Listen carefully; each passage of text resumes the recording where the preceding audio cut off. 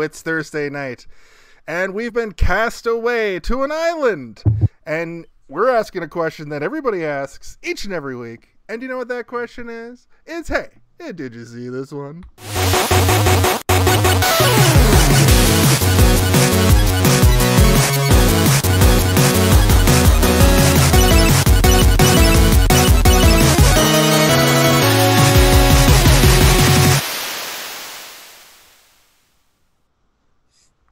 People of Earth, or if you're alone on a single island looking into the last moments of your phone as it's about to die, that would be what sort of the modern update would be, is he would have his phone instead of just a flashlight, I think. Yeah, and they'd be watching an old episode that they downloaded because there'd be absolutely no internet signal on this island.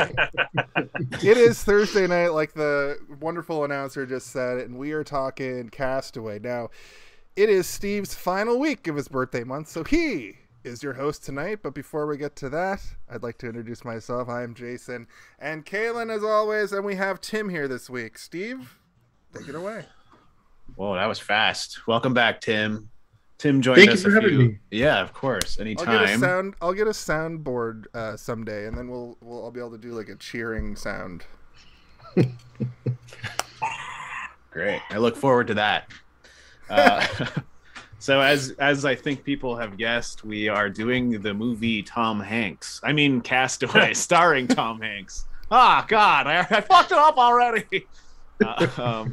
And this movie is directed by Robert Zemeckis, one of America's horniest directors. Surprisingly, not as horny in Castaway. You'd think it would be a little bit more horny. But this movie came out in the year 2000, I believe. Yeah, that blew my mind, actually. I thought this movie came out in 1996. It was also the final banger of Robert Zemeckis before he went down into a weird CGI hole in the ground and never really fully pulled himself out. He's still down there. Did he make that train I'm pretty sure movie? There's a couple handful of ones afterwards. Oh, what, Beowulf? Oh yeah. Or have a Christmas Carol, or Welcome to Morrowind, or the Witches remake, or that god awful Pinocchio movie that came out not too long ago. No, isn't that a good movie? Isn't the new the live action Pinocchio? The one directed by Guillermo del Toro, it rips to all hell in heaven, but the Zemeckis Pinocchio was so painful I turned it off before they got to the Donkey Island. Before they got to the it was of it all. Pretty similar to the original cartoon of it, which I didn't really like either. So I was like, why are they remaking this? Well, a very funny fact about that movie is that Tom Hanks does not sing, and he refused to sing in probably one of the most famous Disney songs. It's like the Disney song that plays at the beginning of every Disney movie, like When I Wish Upon a Star. So you did a spoken... supposed to sing that, isn't he? No, Geppetto sings it. Does he? That's why the blue fairy is I gotta come down and bring this puppet to life for this old man. Was it Geppetto in the cartoon that sang it? Yes. Oh, okay. I always thought it was Jiminy Cricket, but I'm sure Joseph Gordon-Levitt would have sang if they asked him to.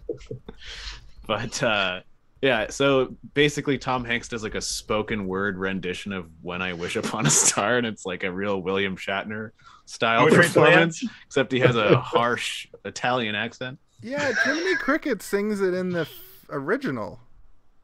Are you sure? Why would... That's what I thought. Yeah. He's sitting by the windowsill singing to the star so that he can bring... I thought he prays or something. Yeah, he does pray. And then because Jiminy is narrating. Maybe it's a thing where they both sing, but I'm pretty sure Geppetto sings it. Regardless. Also, it's a shitty movie. You should never watch it. But it's not a shitty movie. Castaway, starring Tom Hanks. I agree with you there. You're not wrong. Yeah. I think the movie that comes directly after this movie is The Polar Express, which got roasted hard in that Chippendale movie that came out not too long ago. Yeah, that was funny. Yeah. But yeah, oh god, my foot. He just cramped up because I'm sitting cross-legged like a creep. But yeah, why don't we go right into the, our beginning procedures of the podcast, which is letting us all describe our history with the movie Castaway. And Tim, because it is your first time returning in a long time, why don't you take it away for us as a guest here?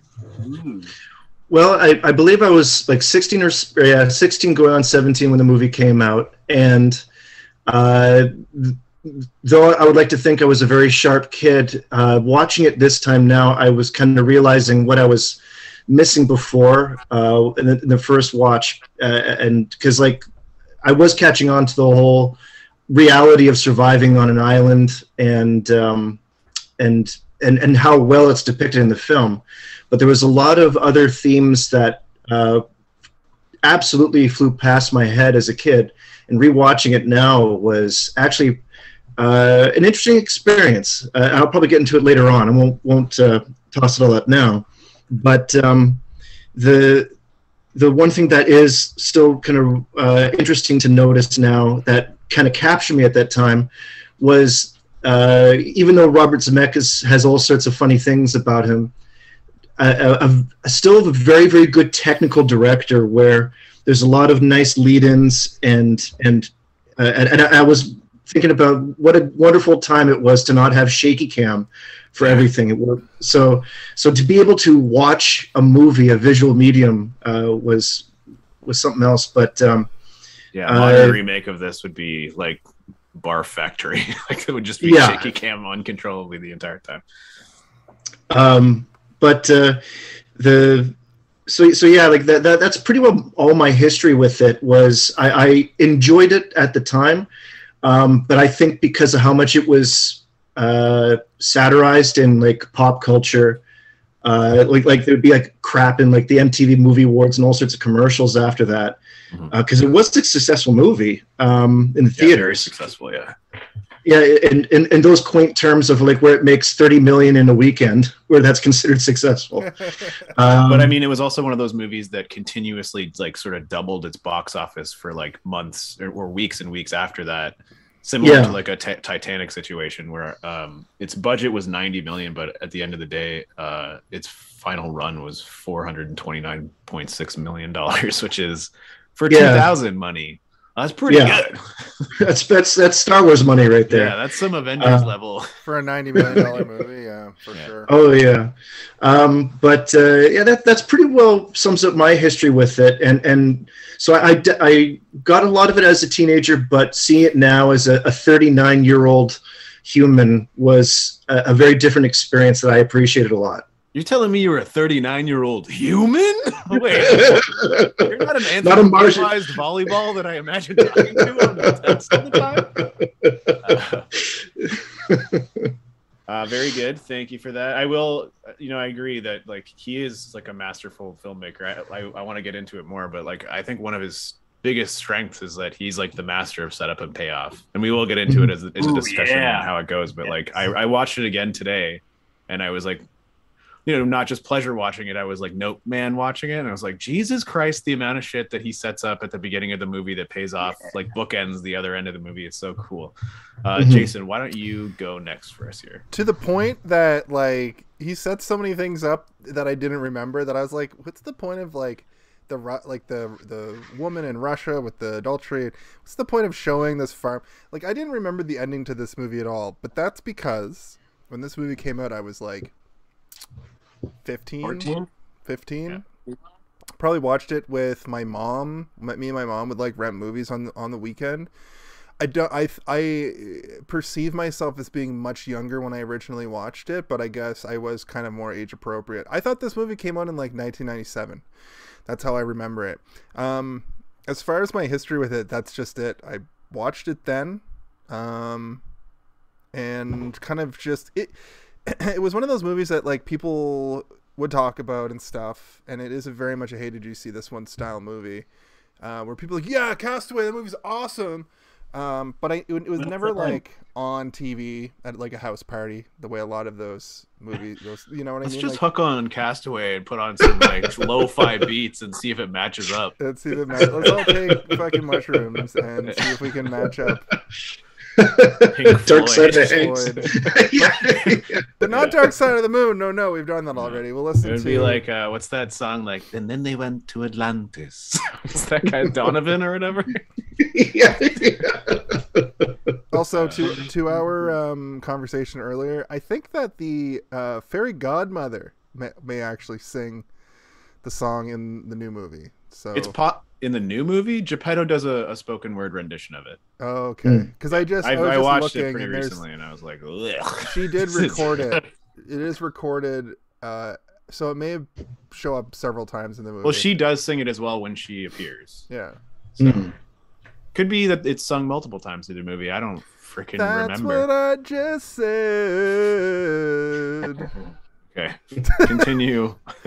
That's it. I watched it. I watched it when it came out, and I fucking loved it. And then I never saw it. I never watched it again until now, till literally today. I think that's a lot of people's experiences because, like you said, it also wasn't really played on TV a whole lot. No, I think because of the runtime, it's like super yeah, duper long. It's a 2.5 hour movie. It's not like me and Steve, you and I talk about this all the time about how like a 90-minute action movie will take up a 3-hour chunk on a Sunday afternoon. Yeah. You know, like they might have shown a cut for time version of this on like Fox or TBS or something. And if you flip to like TBS and it's just a silent Tom Hanks fucking around with coconuts for 20 minutes, people are going to flip to Independence Day on another channel and be like, whoa, Will Smith just punched an alien.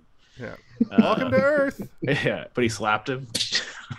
Also, I want to clear something up about Welcome to Earth. That's racist. He says Welcome to Earth perfectly enunciated. I just want to I learned that. Did any of us say otherwise? No. I learned that this week that whenever I always hear people say Welcome to Earth, he doesn't say that. He says mostly Welcome to Earth. Men say that. Oh, do you know where I realized that from? I know we weren't supposed to tangent, but that new Red Letter Media where they're talking about Mars attacks, they show a clip of Welcome to Earth. Anyway. Right. Kalen. That was one of those. I just wanted to say that was one of those things that people would say, and I was always, because I watched Independence Day all the time as a kid. I'm like, he doesn't say Earth, guys. He doesn't say Earth. You're being racist. Being racist, and you're being obtuse. Quite frankly. Yeah. Even as a teenager, I'm like, we just watched it together, like yesterday afternoon. He did not say this Earth. movie's on every day after school. I don't know why you keep doing that. It's on every day. 2 times a day on the Superstation. I was going to say, on TBS. Yeah. It's going to have the 24-hour marathon where he does not say Earth once. Yeah, on July 4th, they just play Independence Day over and over and over and over and over again. Sorry, Kalen, go ahead and tell us about your first experience with the movie Castaway starring Tom Hanks, directed by Robert Zemeckis. Oh, I'm honored. Thank you. Just to add on to what you guys are saying, this is a very good movie, but it's not the kind of movie that, like, there's some movies where I could rewatch it like immediately afterwards or multiple times in a month, multiple times in a year. This movie is very good, but it doesn't exactly have that replayability, like just because of the weightiness and the long stretches of it's subtle. There's subtleties to it. But all that being said, I saw this movie when it came out. I think in theaters. Because we used to go to movies a lot, like we do Family Day or whatever on Sundays and go see movies. But like there isn't anything that really stands out too much from when I first saw it. Also, to add on to what you were saying, Tim, like I was younger at the time, and watching it now, I had a better appreciation for it. I'm a more, matured and developed, human brain or whatever. And there's other things going on that I could relate to more so now. So it almost felt like I haven't seen it in a while either. And so it almost kind of felt like a first watch this past week. And then I also watched the commentary to learn some inside scoops on some few things that we'll talk about as well. But yes, that was my first time. Well, yeah, I mean, I guess I had a similar experience to you guys. I did not see it in theaters. This is more of like a movie that my mom would want to watch kind of thing. So it was rented. but we were also at a cottage when we rented it, so we watched it on a teeny tiny little screen, boob tube television. But in my mind, I watched it in a theater. You know, like the impact of everything that's happening in this movie is like so grand that my brain translated it to like me seeing it in theaters. And then I really had to think, I'm like, I didn't see this in theaters. I saw it on a tiny television in a cottage. like this. So the summer after it was released in theaters or whatever, right? And I believe it was like the cottage that we had a friend of the family, and like they would let us rent their cottage every once in a while, and it was like this really big nice cottage, so we would often invite other family friends to join us. And I think Durac's family was there as well, and he watched it with us. Durac. And we were sitting at this like sort of almost like conference style table of like both of our families on either side, just like watching, like we were like all like taking notes, being like, I think this is going to be a huge hit. It's like, yeah, it already was. It's on VHS. Was this a double VHS? I don't think so. I don't think it was long enough to be a double. I don't remember having to pause the tape and put in a new one. Yeah. It's 143 minutes, which is, over 2 hours. It's just under 2.5. But I think once movies start to hit the 2.5 hour mark, that's when they gotta put that other tape in there. Otherwise, it's like otherwise the VHS is so thick that if you even leave it in the sun for 5 minutes, it will actually explode in your house. Like, there was tape everywhere. Kind of like in this movie. That could be used for taping up a raft. You can use that to if you don't have rope, use tape. I have a sort of Mandela effect memory that the first time that he tries to send the boat, it explodes. That might just be from another fire. Movie. No, like it just falls apart immediately. But I think that might be because of the end when it's falling apart when he's on it, and like other movies that have similar scenes. Like there's also actual Mandela effects for this movie that I kind of briefed over when looking through the Wikipedia, and I was like, are you fucking serious? People are so stupid. They misremember something and they're like, Mandela effect. Do you know what it sounds like, Steve? Do you know what it sounds like? Do you know what it sounds like, Steve? It sounds like a cash grab. Cash grab. So it's good to put little notes of when we are in our videos, and that's also I'm going to get it out of the way now. No title shout out. No time. Yeah, he's like, I can't believe I was cast away for 4 years. Speaking of that, I relentlessly. Hey, I'm not done talking about my first time watching yet. Sorry, my bad, Steve. Jesus Christ.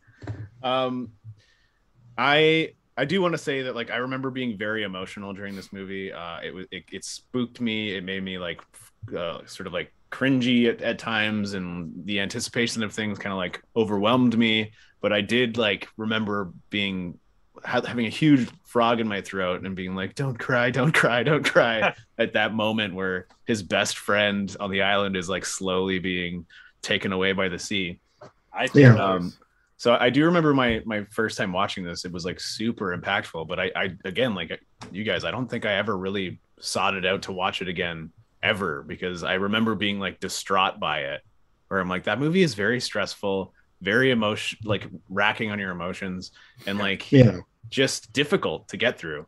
But this watch through, I was like, this is maybe one of those rare like perfect movies, like a Jurassic Park, or like there's a million you can name, but like I have a very small list of movies that I sit through and I'm like held the entire time. They're by good what's every happening time. On screen. Yeah. I watched Jurassic Park. I watched all three of the first Jurassic Parks about 2 weeks ago, and Jurassic Park and this both had the same. It's like a hug the whole time of good filmmaking. Like the beats are well done. Like the pacing is well done.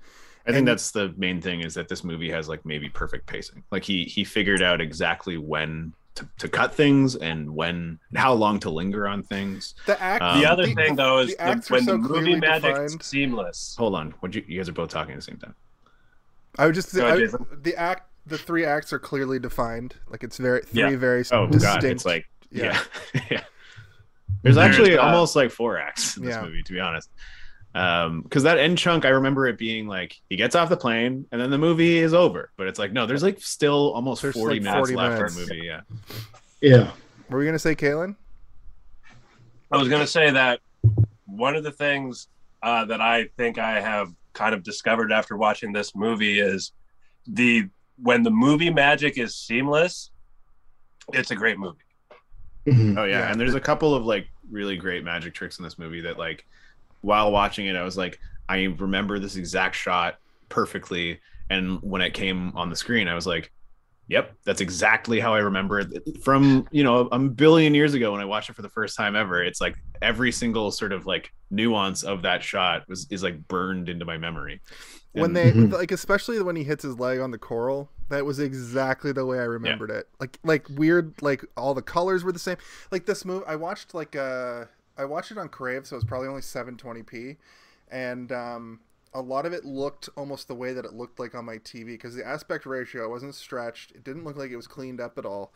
So it really felt like I was watching it in that old way. The only thing I think that made me a little bit crazy was this is from that era where like there's not a lot of CGI in this movie, but it comes from that era where they mostly nailed down showing things in CGI and the things look good, but eyes have a horrible uncanny valley, and when that whale comes up and it's like blinking and looking at him, I was like, oh god, that's. And that was the first time that Robert Zemeckis is like, I could probably do a whole movie. Yeah, Nothing but eyes. Nothing but eyes. It's gonna be a whole whale made of eyes. I mean, that would have been a choice. But I gotta say though, there's the movie is so good that you can't even really complain about it. There's lots of green screen. Yeah. The day for night is always rough. Like it never really works. You can always tell when it's happening, but I understand why they had to do it in a movie like this. Almost every single shot at night is a day for night shot, except for when he's in the caves and it's like lit by his flashlight or the fire, or when through the scene where he's actually making the fire. That's all like natural light that they've used. But every other time he's walking around in the dark, it's just got that blue sort of like Blade 2 feel or whatever. It's like everything on him though. Like I read that when I was reading about it, and also the commentary, like you said, so the nighttime shots are basically all done in the day, and so you can be able to see, like they have to, and then they do the effects. Yeah, because if they want to light it all, it's going to look lit. Like your brain is going to be like, why are all these where are all these lights coming from? You can see the light, like the shimmer on them, right? Like that's obviously from like the sun or whatever, right? Yeah. Even though I think they did a good enough job, because I've seen really, really bad day for night in so many movies. Yeah, like old westerns. Like even 28 Weeks Later, I remember seeing that in theaters, and they have this whole sequence where they're all running for their lives in the nighttime, and it's all day for night, and it's just like it's too perfectly lit. You can see like every detail of people's clothes and stuff, and you're like, no, you would never see this at nighttime in a city where the power's off. But yeah, I mean, like again, the movie is so good that I can overlook the early days of green screen and using like figuring these things out in a way that, you know, probably bettered the technology to how we see it today, right? Like they still do day for night, but you never really notice it as harshly as you did in this era when they were really starting to use it all the time. Yeah.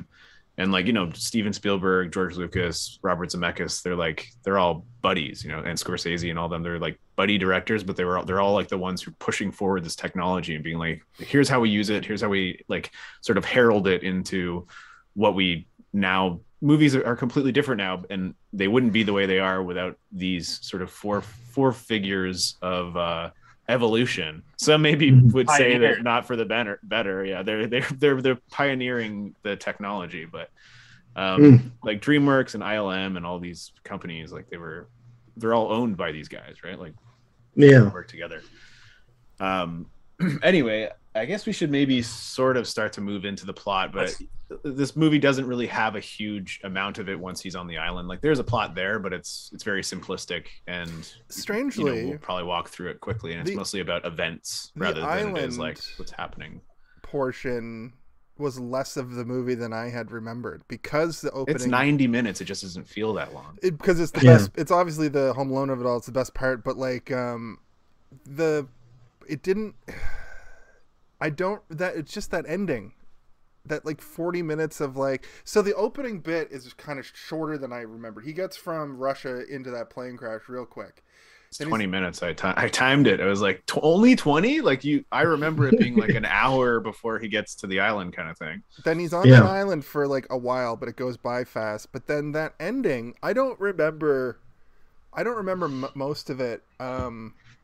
I don't remember most of it, and that's what was kind of blowing like now. my mind. You don't remember most of it? No, I do. Obviously, now I remember it, but I mean, like, But I remember. But from what you remembered when you first watched it, yeah, no, me neither. Like I said earlier, I remembered that being like 10 minutes. Like he gets off the island and he meets his I guess ex fiance. And then it ends, but there's like so much more to it than there's that. There's so many deliberate moments too, where like when he goes to like. Let's start with the beginning. Okay. In the beginning, there was knife. Okay, so one of the first two setup payoffs. So we're at this farm. There's an archway with a logo, and there's two names on the archway. Well, let's be clear. It's a farm that doesn't really seem to do any farming. It's like more metal work or something. She's a sculptor. She's like an artist, basically. And she likes listening to Elvis. Yep. This is like the ultimate setup payoff, where at the end of the movie is left up to your interpretation, but you know that he's going back there to be like, I'm the one that left that package on your front. I interpret it when she goes, there's not a whole lot of anything that way. But Canada, I interpret it as they just drove right past her and went to Canada. I don't know. He heard her listening to Elvis as she drove away. He saw the wings, and then he smiled, and he's like, maybe I should go back. And, I was making a joke about how he wanted to come live with us here in Canada instead of go hang out with some weird Hey, we're pretty awesome up here. 3 months of the year. Artists are cool. Get a solid 3 months, depending on where the country you live. Actually, I think that Canada reference at the end is actually the township of Canadian, Texas. Oh, what? It's not even Canada? It's because they're near the Canadian River there. True. But anyway, actually, one thing at the one thing at the beginning though of all this is that I was telling a couple of people I'm good. Do another podcast review. I'm very excited. Which one? I'm doing Castaway, and everyone thought Castaway one word, but it's not. It's Castaway, and I think that's a big thing in this whole movie. Tim, that it's. Can I jump in here because I did a lot of. Let him finish this thought right quick. I got to hear this. Well, without going too much into because it's the whole movie, but like it's a part of the shell. I think that we're all talking about with the beginning, middle, and end. Of the setup with everything, and with the setup at the it's a very Robert Zemeckis setup too. I was actually getting a lot of Back to the Future flashbacks with the fact that like it's the sign showing two names and the metalwork and the Elvis and all this stuff is going to come back later. As I was watching, I was thinking about the beginning to Back to the Future where they're going through all the clocks in Doc Brown's garage and all the little references that are going to come up later on. Oh yeah. And that kind of warm blanket feeling, Steve, that you're mentioning is like right there. And then all of a sudden the minutes really start to go by fast. And these details of the setup really start to zip past you. They fade away almost to the point that you can miss them if you're not looking for them at the end kind of thing. Yeah. Yeah. And, but like when you meet Tom Hanks in Russia, and as they're doing more and more and more setup, but they're making this huge point to talk about how detached he kind of is from his own life.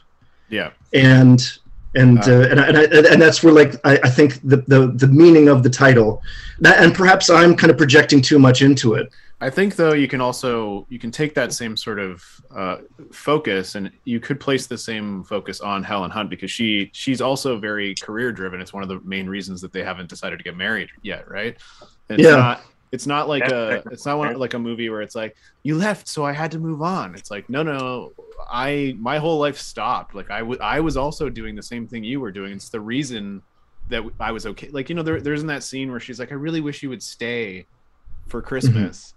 She like it cuts to them like immediately having like pulling out their planners and like being like, all right, so if you leave for this amount of time, we can do our own Christmas on New Year's Eve and we'll figure it out then, kind of thing.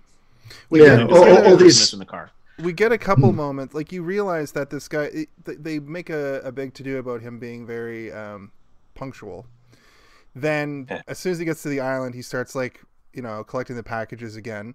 And then later in the movie, he says a part of his speech from the beginning about punctuality, which I think is a really good, I think it was a really good, smart way to go. I was confused about the naming of the movie because I had to look this up, and both Castaway 2 words and Castaway 1 word mean the same thing.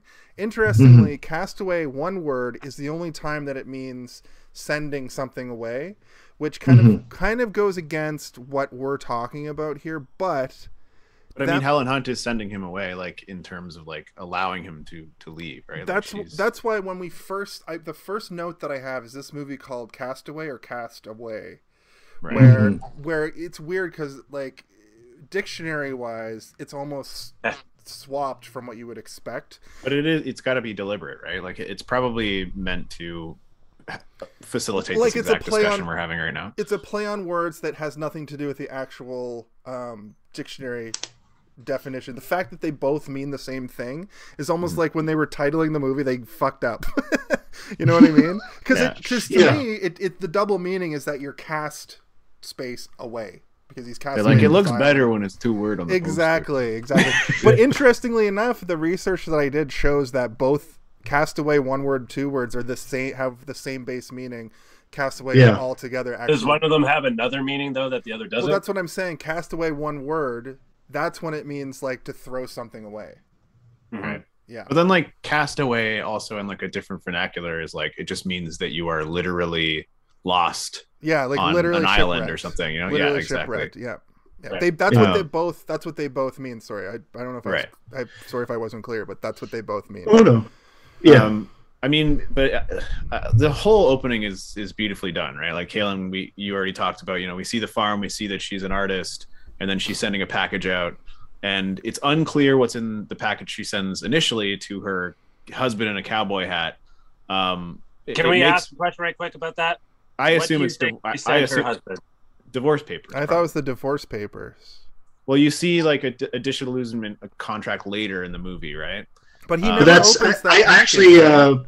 I actually paused on that part, and that's for someone else, and it's a different name than the one on the farmhouse. Yeah, for sure. But it's the same sort of shape as the box that he decides not to open, right? We'll never know what was in the box that he decides not to open. That's the point. It's like a Tarantino briefcase. I think that's like, it. We'll never know. Because I think you're misremembering that the guy gets his package in Moscow. He gets a package. I don't think they were divorced. No, I know. This is just my assumption is that if he's cheating on her in Russia, it's mostly meant to set up that at the end of the movie when Tom Hanks meets that woman, you know that woman is not going to like meet Tom Hanks and then start cheating on her husband. It's like, oh no, her husband's a piece of shit, so they're probably already divorced over this 4-year period.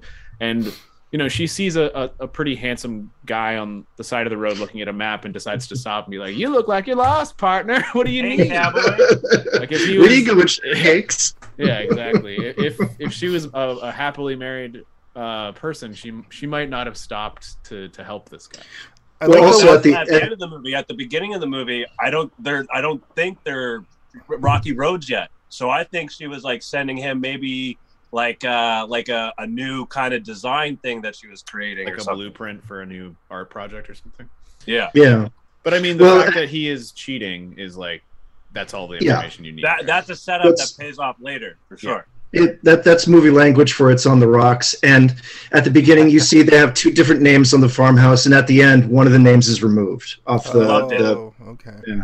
which is kind of like the Twin Pines, Lone Pines Mall thing from Back to the Future. Yeah, it's also the dick that's removed, isn't it? Yeah. Also a very fun little play. Which is also just like, he's a fucking dick. Get rid of him. Get rid of that dick.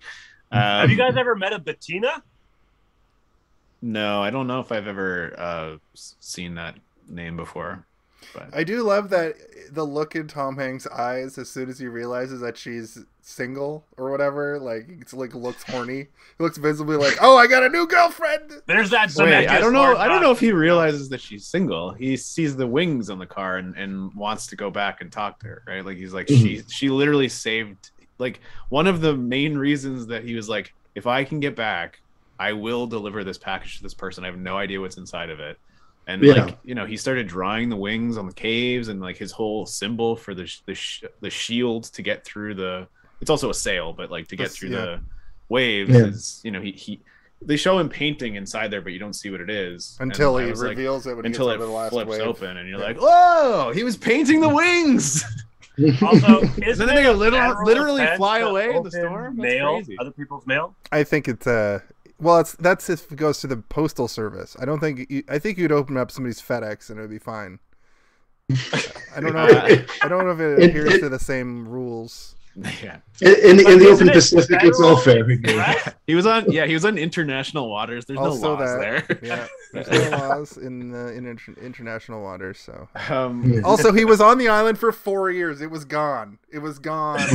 Yeah, I do want to like kind of go through a couple more of the things in that opening sequence, which I think are pretty great. You know, you see the package travel to Russia. You see that he's in Russia, so you know that, you know, he's an American working as like a systems analyst or some shit. I don't really know what his job is, but he's like, we gotta shave 4 hours off of this clock today. Just to add on to that, and I think you guys were mentioning something about the camera work earlier. During this first part of the movie, the camera is more active, like movement or whatever.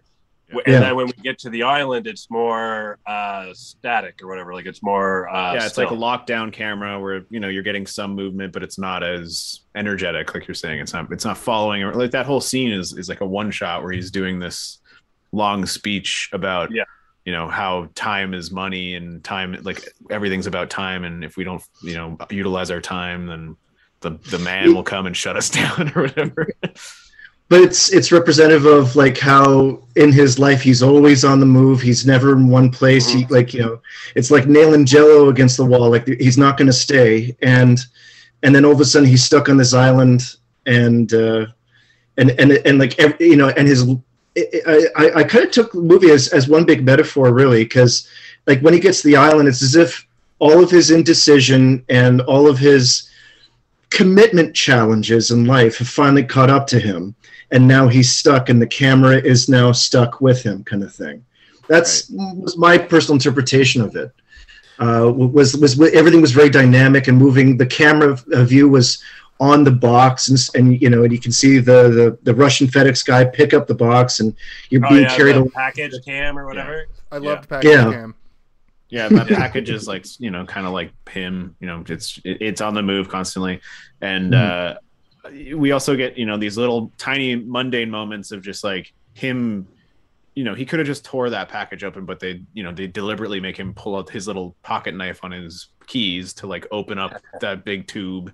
And he pulls it out, and you're like, oh, that's him, you know, utilizing something that, like, everybody has a Swiss Army knife in their house somewhere, I think. Like, is there a reason why he used an inappropriately sized box for that little timer clock? Well, I think because he wanted to, like, he was doing it as a point, right? Like, he wanted to be like, what is it? Is it blueprints? Is it a poster of a naked lady? Oh, no, it's an egg timer that I started 87 hours ago.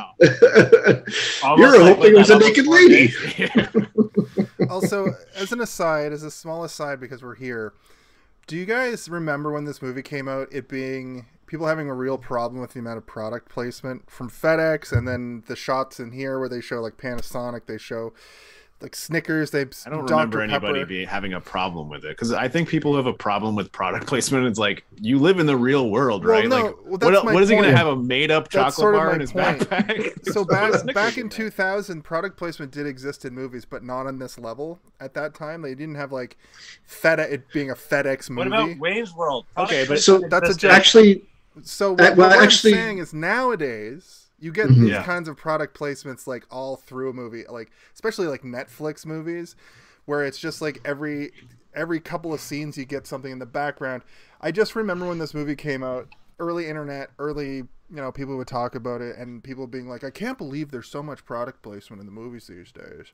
I think that's a dead argument, and it always was a silly argument, because it's like, first of all, those products are paying for the movie to be made.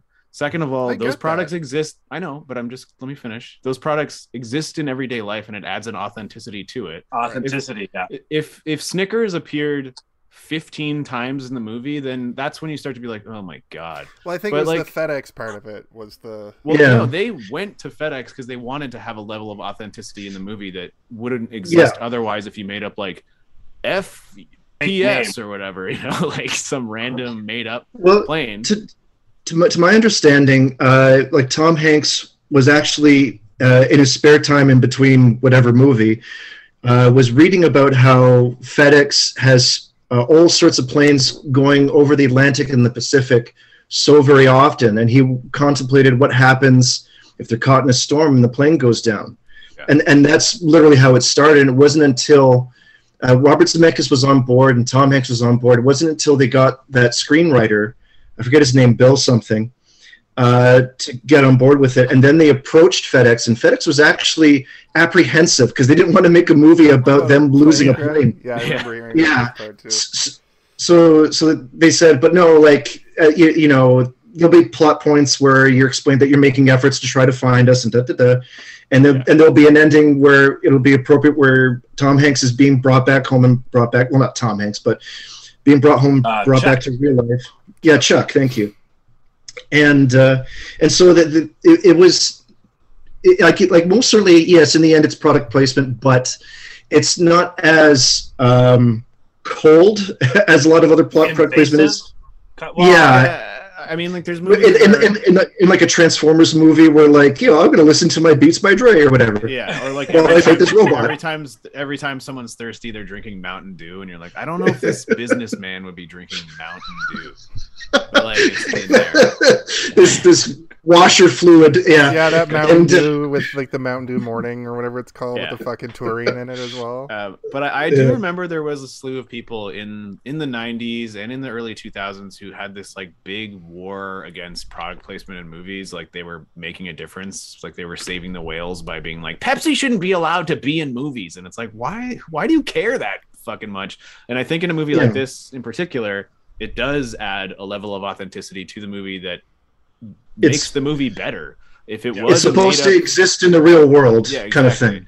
Yeah. Whereas, you know, you can think of like the Wayne's World bit where they're just like going out of their way to be like, ugh. And I think that's kind of where it started, where like when movies started pointing out product placement to be like ridiculous and it's meant to like poison your brain or whatever. That's when people started to be like, ugh, I can't believe how many people were wearing Nikes in this movie. Well, it's like what I say about fire. Fire can be good, it can be bad. It can heat your home, it can burn down your home. It's how you use it, right? Yeah. So proper product placement to elevate the story, good. Product placement just to make money, bad. Yeah, I think like, you know, like the Panasonic CD player, Jason, that you mentioned. If Tom Hanks would be like, a Snickers bar and a Panasonic CD player. So that has an 8-hour battery life and goes great with this Elvis CD produced by.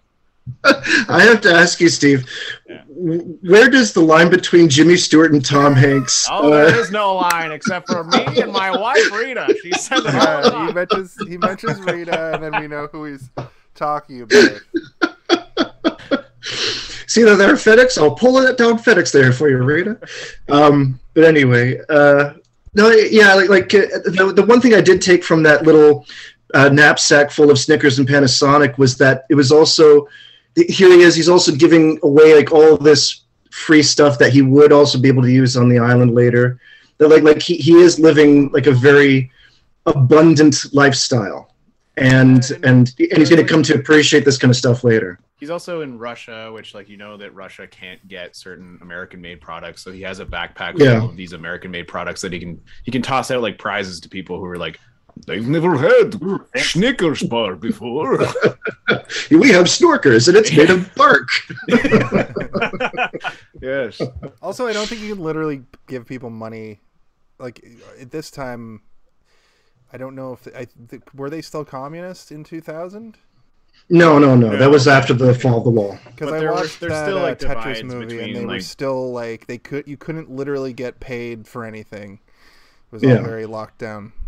Yeah. Mm-hmm. And this very much seemed like this was like one of the first sort of like established FedEx like buildings in Russia, because like when they're loading that truck, it's like, this is the most important truck, it's going to the Kremlin. Or it's like if there was a better FedEx building in Russia, they probably would have had it attached to the Kremlin or something, right? It would just go directly there and not stop at like a sorting facility. So it seems like he was there specifically to be like, I got to work out all the bugs here in non-Soviet Russia. And so, you know, and then I mentioned already, we get the first show of the knife where, you know, he could have ripped the package open, but he cuts it open. And then you see that knife a couple more times, and it's on his car keys, right?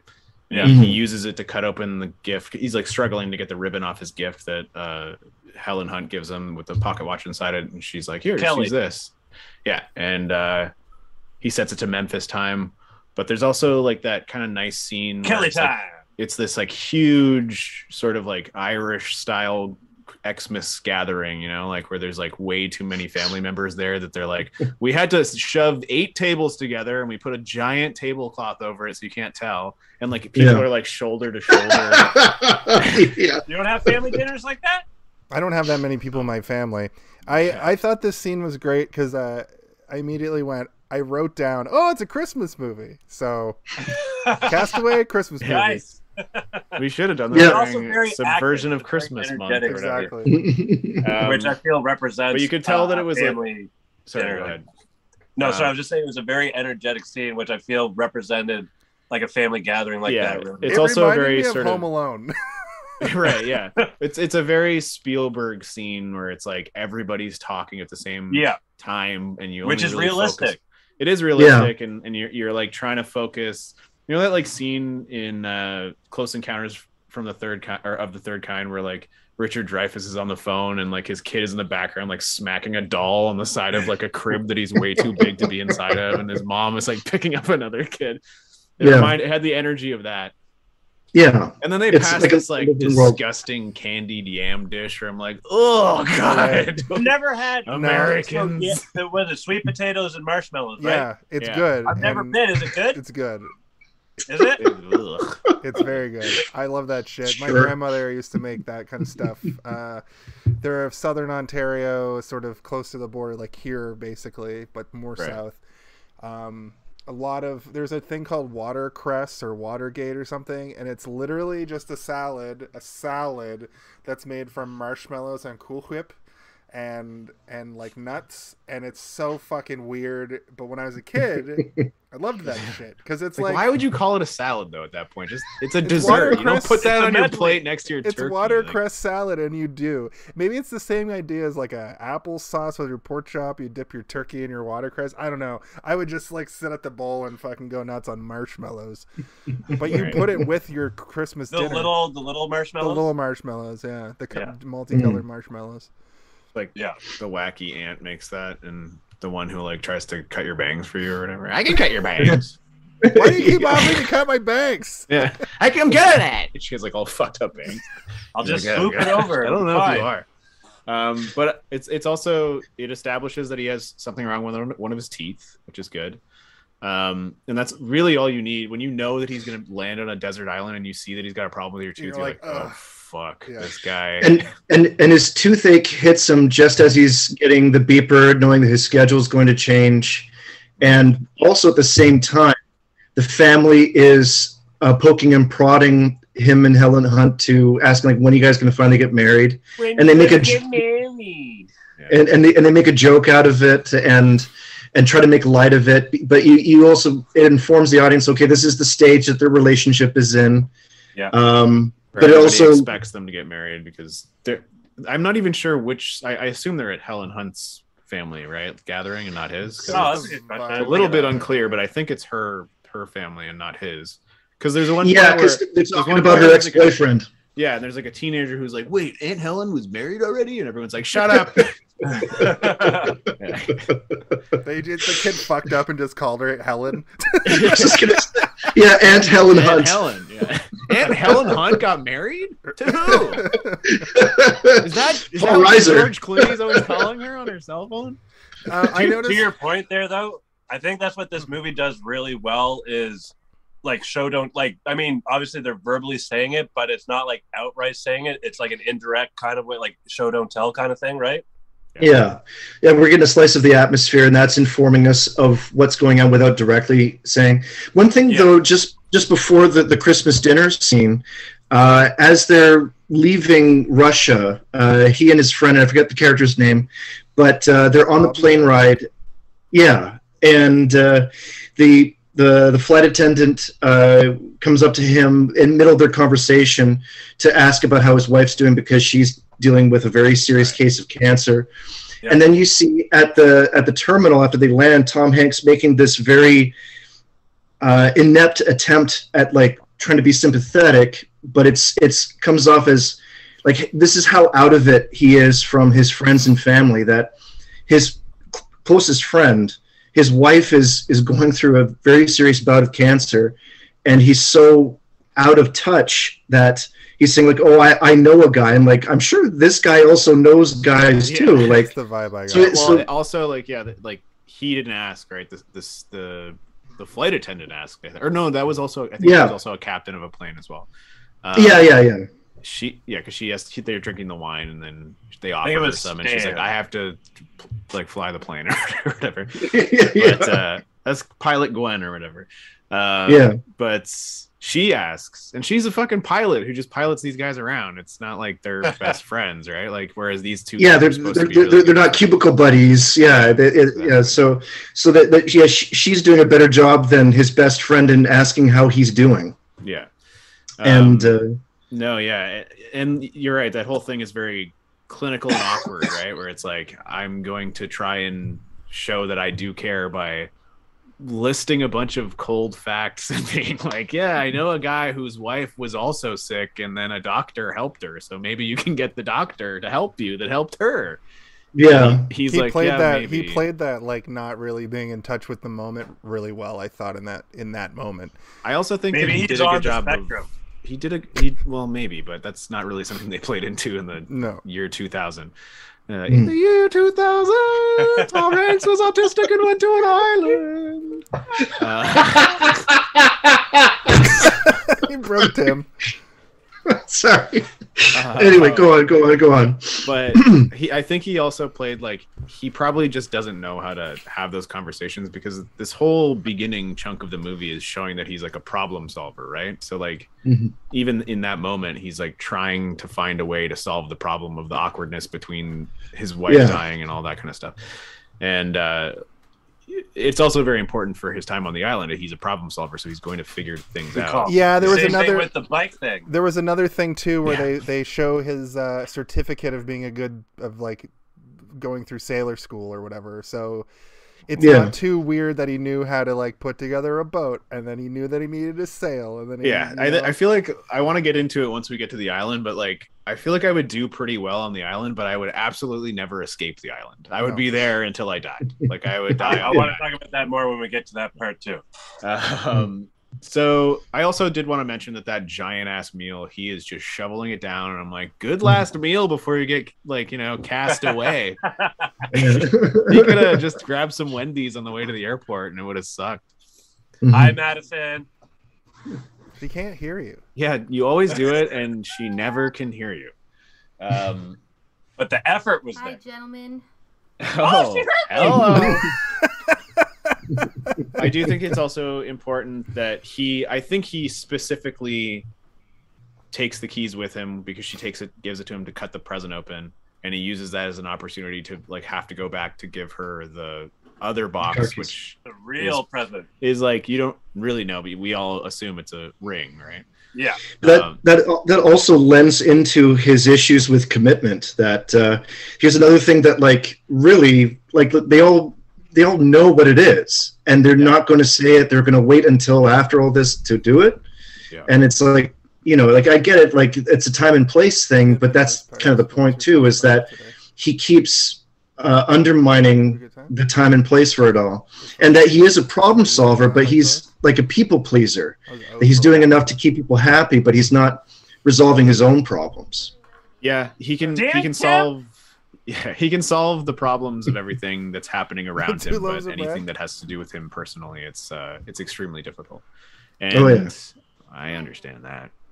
Yeah. Hey, if I got to borrow a kid's bike to deliver some mail, I got to borrow a kid's bike. I'm just telling them that you stole a bike. Oh, it's a crippled kid now, is it? So now he's crippled. Yeah. He's on fire. I got the bike back to him, and nevermore. Anyway, so she's gonna if she had let him take the keys, she sent me a message the other day. I know they were the car keys, so it wouldn't have made any sense because she wouldn't have been able to drive away. But it made a point about the knife. There's a reason why he doesn't have a knife and all this stuff. Yeah.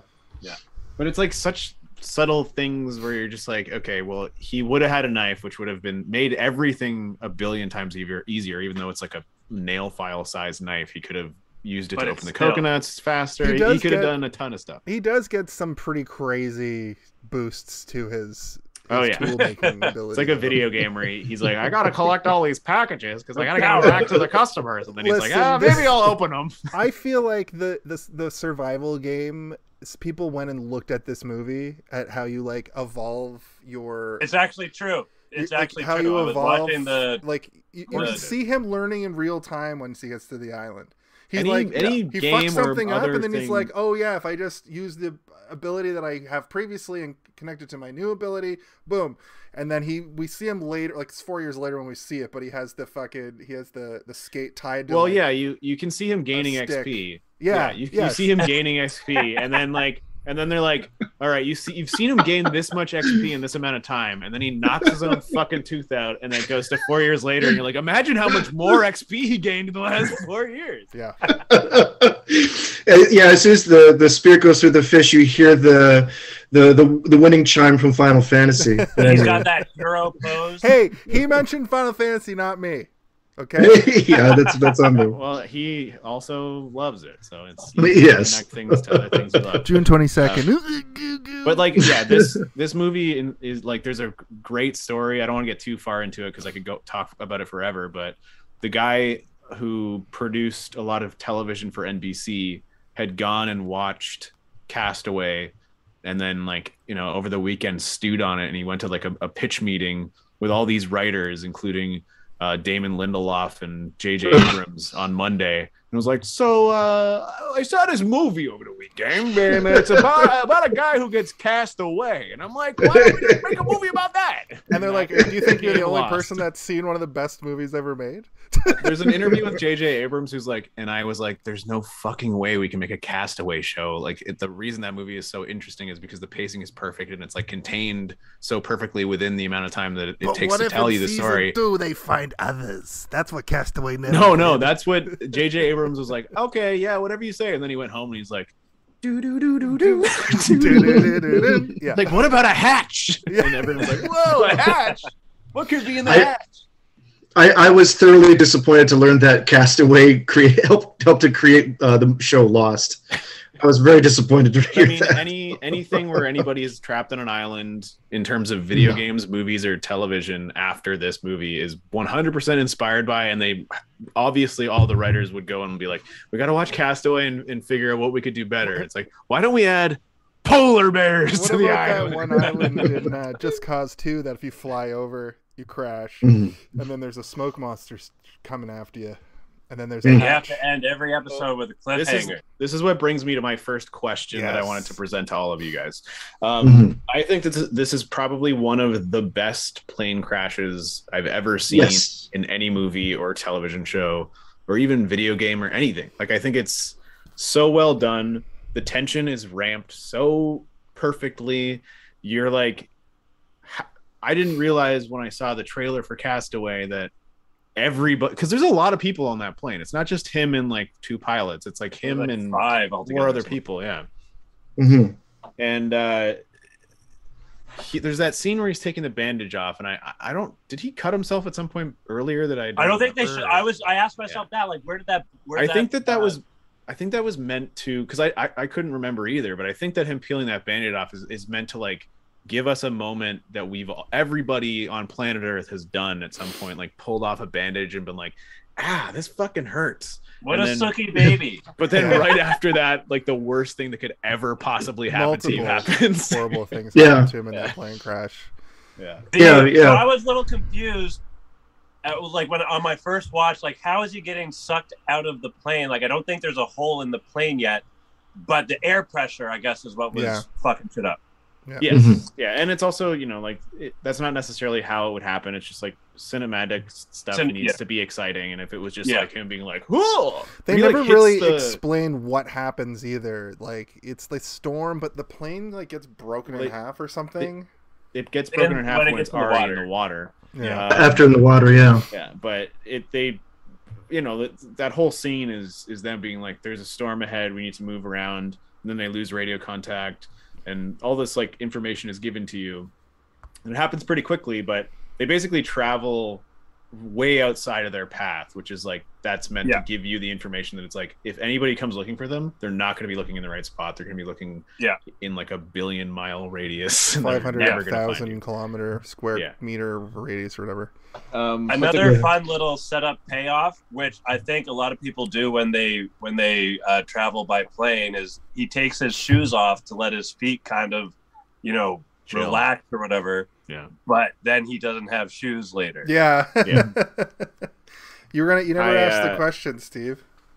Yeah. I was gonna ask the question. Do you guys, in your vast knowledge of television, movies, and video games, have a favorite plane crash that trumps this one? Or if this is your favorite one that comes in a close second? And I guess why? Who do you want to go first? Well, I didn't place this question to Tim, but I did place it to you guys earlier. I forgot to ask you, Tim, earlier, so I know you haven't had time to prepare. So I'll go with Helen first. Mm-hmm. So I will say that I think this is one of the best shot plane crash scenes. You mentioned about the tension and everything, and we're with Chuck. We're with Tom Hanks' character Chuck the whole time, as opposed to going with all the other characters in the plane. We're with him the whole time. We're feeling what he's feeling. And I think that this scene is probably one of the best executed plane crash scenes. But when you asked the question, I had to think about it a little bit, and I couldn't think of there wasn't anything that quickly came to my mind, but one plane crash scene event that I think rivals it, or, a little bit, is Flight, which also is Zemeckis. Mm-hmm. Is that the Denzel movie? Yeah, Denzel Washington. So he has to land the plane all drunk. He flips it upside down. He's also on like every drug known to mankind. There's that scene at the beginning of the movie where he's like, "Hello, everyone, and welcome to the flight," and he says the name of the movie. Welcome to the movie Flight. His hand is Flight. His hand is just off to the side, and we see it, and he's pouring a double. He's pouring like two of those things. Yeah, he's making a screwdriver, vodka orange, which is like surprisingly a way more common thing that isn't talked about a lot, but like. There's so many automated devices in planes now that you really don't need to fly it. But in the case of an emergency, that's why there are two human beings that are flying it. But you could have completely automated planes, but because they know that like a computer cannot think creatively in a time of crisis, like a computer would never think like, all right, I've got to fly the plane upside down for a bit and then flip it back upright, or like, and then land it in a cornfield. The plane would be like, "How do I crash?" Or the computer would be like, "How do I crash this without killing everybody on board?" In Sully, they land in the Hudson River, right? Like that's another movie where they. That's Sully, the real life movie that happened. Mm-hmm. Also starring Tom Hanks as Sully Sullenberger. Also, he's directed by Clint Eastwood. Yeah. That's my pick, though. Here's Jason, his Flight. go ahead. It's a good one. Yeah, it's a good one. I wouldn't even. I don't know if I would consider that a plane crash though, because he lands it almost successfully. I mean, he lands it pretty well. Okay, that's fair. It's an emergency landing in the Hudson, I guess, is very technically defined as. Well, is that from Spider-Man? That's Sully. Sully. It happened in real life, Kalen. You don't remember when Sully Sullenberger Am I next? did that? Am I next? He was a hero. He was on every late night talk show show for like years. Talk show ho? Ho! I was gonna say host, and then I was like, ho, show. During that episode of Spider-Man with the symbiote, when the spaceship is coming back to Earth, and I think they crashed in the Hudson. Yeah, and that's what the real life event was Oh, based that's on. where they got that from? Oh, Yeah. shit. That's why Sully Sullenberger did it. He was like, I saw this episode of the Saw it, Spider-Man. 90s Spider-Man cartoon show. Yeah, There's a symbiote on board. I know it. I know it. He didn't even hit birds. He just like was like, we gotta land this thing immediately. I'm sick of being in the air. So mine is Lost, but there's a kind of a caveat to it. I really enjoy, if you take all of the reason why I chose Lost was it's like newer. It's a few years later. They ramped up. Not even that much new compared to that's this show. actually, as soon as I said it, it's only about 4 years later. Yeah. But for television, it was crazy.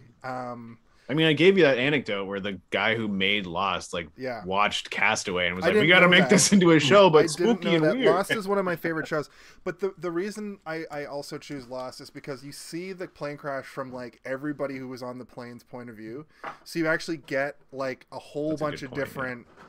And throughout like all you even seasons, get like sometimes you'll see it like later in different spoilers, seasons and stuff. Yeah. It's revealed that they see the plane crashing from the others like little compound as well.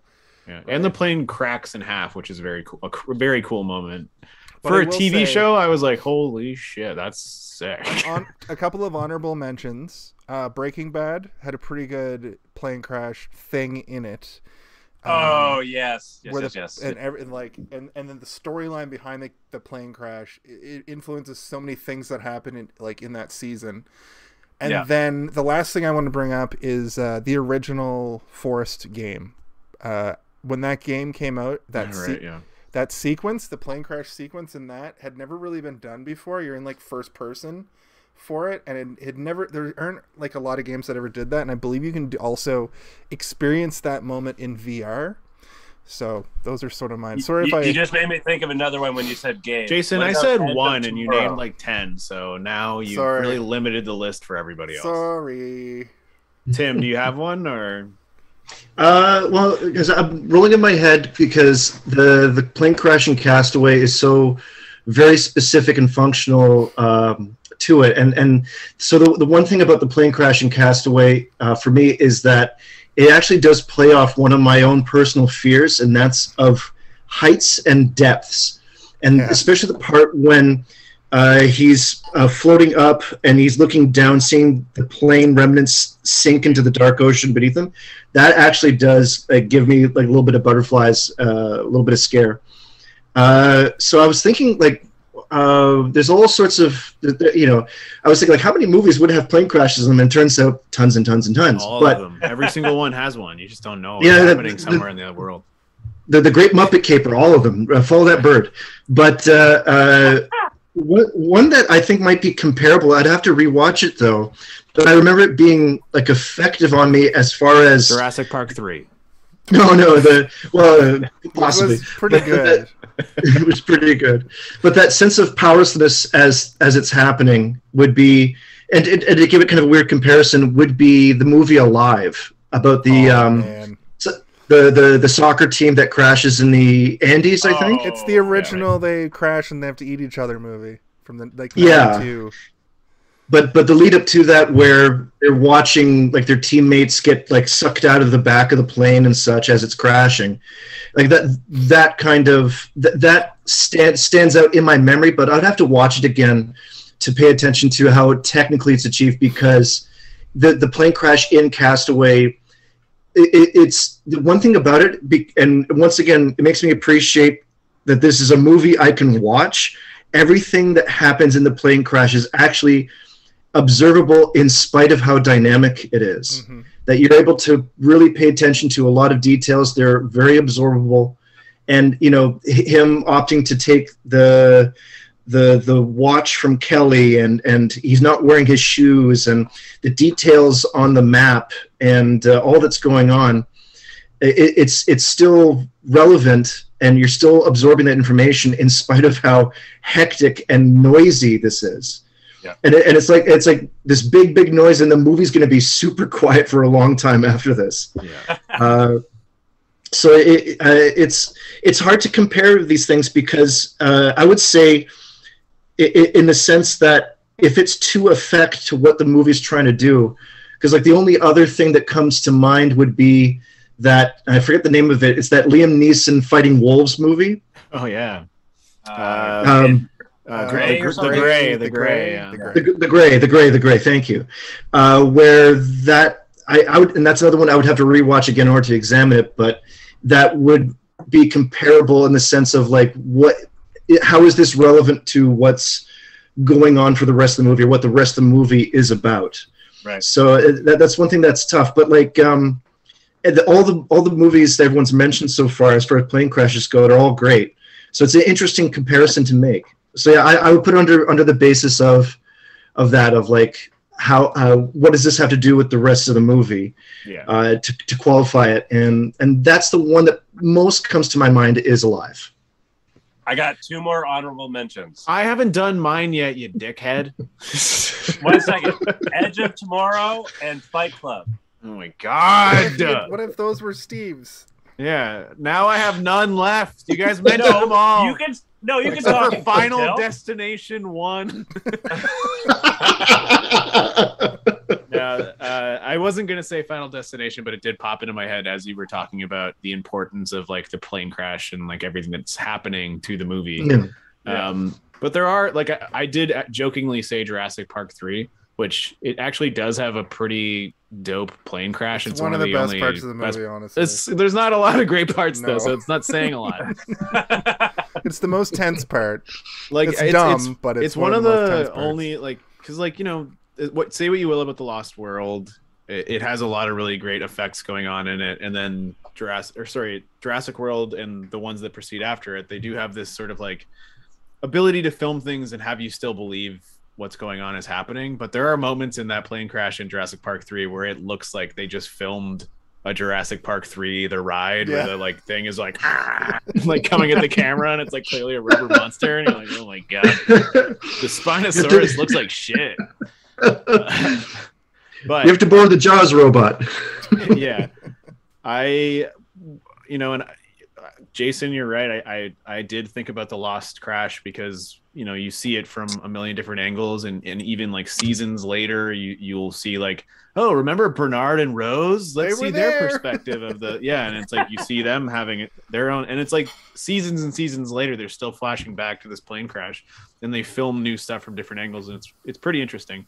But one that you guys didn't mention, I guess, is Sully Sullenberger's landing in the movie Sully. It's great, but that's not my answer. BioShock, the first BioShock game, has a really good plane crash, and it's the closest to when he's having to swim, when he uses the raft to get to the top, all that stuff. You're seeing the pieces sink around you. There's fire. It's the middle of the night. The only difference is that there's a weird, creepy lighthouse in the middle of the ocean that you're like, why is this here? But Quick question. It was pretty good. Was the red attachment paddles or whatever? Oars? The thing that traps him for a second. I wasn't sure because it sinks pretty heavily, and I'm like, what is that made of that it sinks? Yeah. So I was wondering if that was like a transponder to locate him or something. Ooh. Okay. Like maybe. The black box or something. Yeah. Because when it falls out, it sinks like right away, and then when he opens the raft and he starts to fly up, it gets hooked. And all I could think was like, what a poorly designed thing that's, you know, like it can get hooked on something so easily. Like, what the hell? Yeah.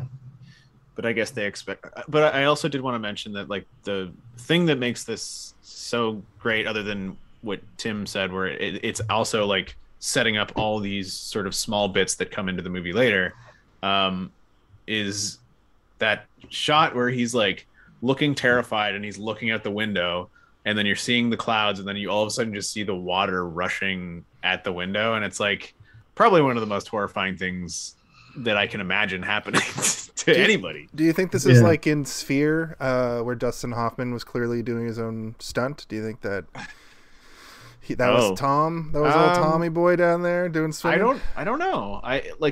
He did look like he was doing a lot of his own swimming stunts in this movie, but there are a few ones that I'm like, I need to. They were doing a lot of that. The shots from that scene were in like a little kind of controlled pool thing or whatever. I was watching I have the DVD, which is again weird that I have not watched this movie more than I have. But yes, he was doing a majority of that. Also, quick little nitpick: wouldn't he fly forward when they hit the water because like it stops them and his momentum? Well, he's like holding on. He's got himself like webbed. Yeah, he's like webbed into that. Cargo into netting net. or whatever it is. Yeah. Yeah. But like he's already going to get hurt like 10 more times in the movie, so they're like, maybe let's not dislocate both his shoulders immediately. Which is what I did have that moment where I was like, the way that he's wrapped up in that cargo net, he would have dislocated both of his shoulders. Yeah, I thought that exactly. But like I there like the CGI that happens later, I'm kind of like, I'm forgiving enough when there's a man like bleeding to death being like, oh, why aren't you wearing your life jacket, Tom? That was awesome. He's like, my name's Chuck. That was awesome though. We also get that thing like right when he gets on the island, he learns that he's been calling the guy the wrong name the whole time, which I thought was funny. Albert. Yeah. Albert, not Alan. Albert. What a dick. Well, I think it's because like everybody probably called him Al, so he probably assumed his name was Alan instead of Albert and never actually asked him like what's your actual name, so he's just calling him Alan all the time. That kind of attests to what you were saying, Tim, about how he's kind of like socially inept or whatever, sort of. Yeah, he's very detached from everything. Yeah, I had a friend named Ben for like almost 2 years, and sometimes I would just call him Ben all the time, but every once in a while I'd be like, Benjamin, how are you? And then I'd walk by him, and then one day he was like, dude, my name's not Benjamin, and I was like, what? What's your name? And he's like, Bennett, and I was like, what? The fuck? I've been calling you Benjamin this whole time. Why didn't you tell me earlier? He's the villain from Grando. When you guys were young and you call your friends and then their parent answers, do you say their name in full? Like, do the whole kind of like proper, nice kind of thing or whatever? I don't remember. I don't even know what you meant by that question. Depends. Sorry. Well, okay, so I'll elaborate. What you Can just I mentioned, talk to Steven, Christopher, please? Oh, like, can I talk to Jonathan instead of John? Well, John that's there? exactly it. So It's in weirdly school, possible. The guy I knew named John, I called him up. I think his mom answered or something, and I was trying to be nice or whatever. I was like, yes, hello, is Jonathan available? And they're like, there's no Jonathan here. And I'm like, John, his last name? Is like, yeah, John's here. I'm like, okay. Well, I had a friend named John, and his name was not Jonathan. Jon or whatever, right? No, his name was João because he was Portuguese, and like it was like Jaun was his actual name, but I never knew that because no one ever told me. So I was like, John. I said, is Jonathan there? And they were like, there's no Jonathan here. And I was like, what the fuck? And they're like, his name's João. And I was like, João? You guys French or something? I had a friend named Jay whose name was just a letter J, and I don't want to say much more about it, but I would just always be like, what's your fucking name? The mafia is going to come after him. What's your fucking name? Okay, so we get a very terrifying shot of Tom Hanks getting blown up by the engine as it blows up, everything's sinking. If it wasn't terrifying, it would probably be pretty fun being all like thrown around in the middle of the ocean. Okay. No. Whatever you say, This Kalen. movie encapsulates like 6 of my fears in like a 5-minute span. Yeah. Probably because I watched this movie when I was like 15 or 14 or whatever. This is one of those moments where I'm like, I would probably do all right because I hate being underwater. I was terrified of swimming when I was a kid, and I eventually didn't get over the fear, but I was like, all right, the one thing that will make me feel better about how terrified I am of being underwater and drowning and being bad at swimming is becoming amazing at swimming. So I took swimming lessons to the point that I was a certified lifeguard. And then I was like, I'm done now. I know how to swim so well that I can save other people if they're dying while they try to swim. And that's all I needed. So I would probably do okay in the getting on the raft part, at least. But this is when we get to the part of the movie where we start to realize that, oh yeah, Tom Hanks is one of the best actors who ever lived in all of human existence. Because he's been sort of a dick the whole movie, and then now this guy is trapped on an island and we have to see him struggle for a long time. We have a pretty extensive sequence of him, being unconscious, realizing that he's near the an island, where we get this kind of nice shot of the storm lighting up the island and him seeing it in the darkness, and then he goes unconscious, I guess, again, and he wakes up in the morning on the shore, and he immediately begins to start picking up the FedEx packages. And like in my head, I'm like, is this like shock where he's just like, I gotta get these packages, or is he like thinking he's devoted? There might be things. It's a sense of devotion, but like I that would not thought be your was first like thought. He assumes he's going to get rescued in a few Well, minutes. that was the other. These are the options, right? It's like, do you think he's picking these up because he thinks he can get them to the people that need them? Is that a subsect of him being in shock? Because that should not be your first thought. Is like, I gotta get these packages to the people who paid money to have them delivered. You want to try and keep life as normal. You want to try and keep that normality. I think is But kind that's of also like what happens when you go into shock. Is like you're like go into the routine. Yeah. Well, I actually, to kind of speak back to what you're saying about your swimming lessons, I think that's a lot about not just him picking up the packages, but a lot of things that happen on the island. A lot of it is about control when it comes to fear. That a lot of what factors into fear in reality is things that we can't control. And so he's in a state of shock, and it's this one thing that he does recognize. It's the one thing familiar, and kind of autopilot, not to make too much of a pun, but autopilots his way around the island to pick up these familiar things, and it's something to do while his mind is catching up to himself. That's at least how I interpret it, and it was just like, this is something I have control over right now. Yeah. Which everything else is on the shitter. Huge theme that comes into the movie later on as well, right? Where he literally says that to like his buddy later on. Yeah. Not about picking up packages, but about something much more real and heavy. You'd be happy. I got all the packages for you. Yeah. But yeah, that's how I kind of looked at that part, was just like, once again, it's still his old life, his feeble attempt at trying to control the situation. And what's the one thing that he can do for himself right now? I'll go get the packages, I guess. Because just gave me a thought. No information given to him. He leaves a message for the Cool Wings logo lady that her package saved his life. But what about the person with the Wilson volleyball package that saved his life? What about the skates package that saved his life? Well, what about the videotapes? Okay, well, because he does have all those things in the car at the end. You just don't see him deliver those things. Yeah. No, I'm not even joking, Kalen. Like he has those things that There's no way he has the tape or Wilson. Wilson's gone. No, he has a Wilson volleyball in the car at the end. It's sitting in the seat. He's going to deliver it. Yes, you're right. A new one. He has a fresh one. And he has the skates and everything. Yes, like he's bringing those to the people that he like memorized the addresses and everything. Nice. Yeah. He's delivering all those things, and he probably left the same message to all of those people. Like, this volleyball saved my life. These figure skating skates saved my life. Like he probably he's going to leave the same messages for all those people. Nice. Good eye.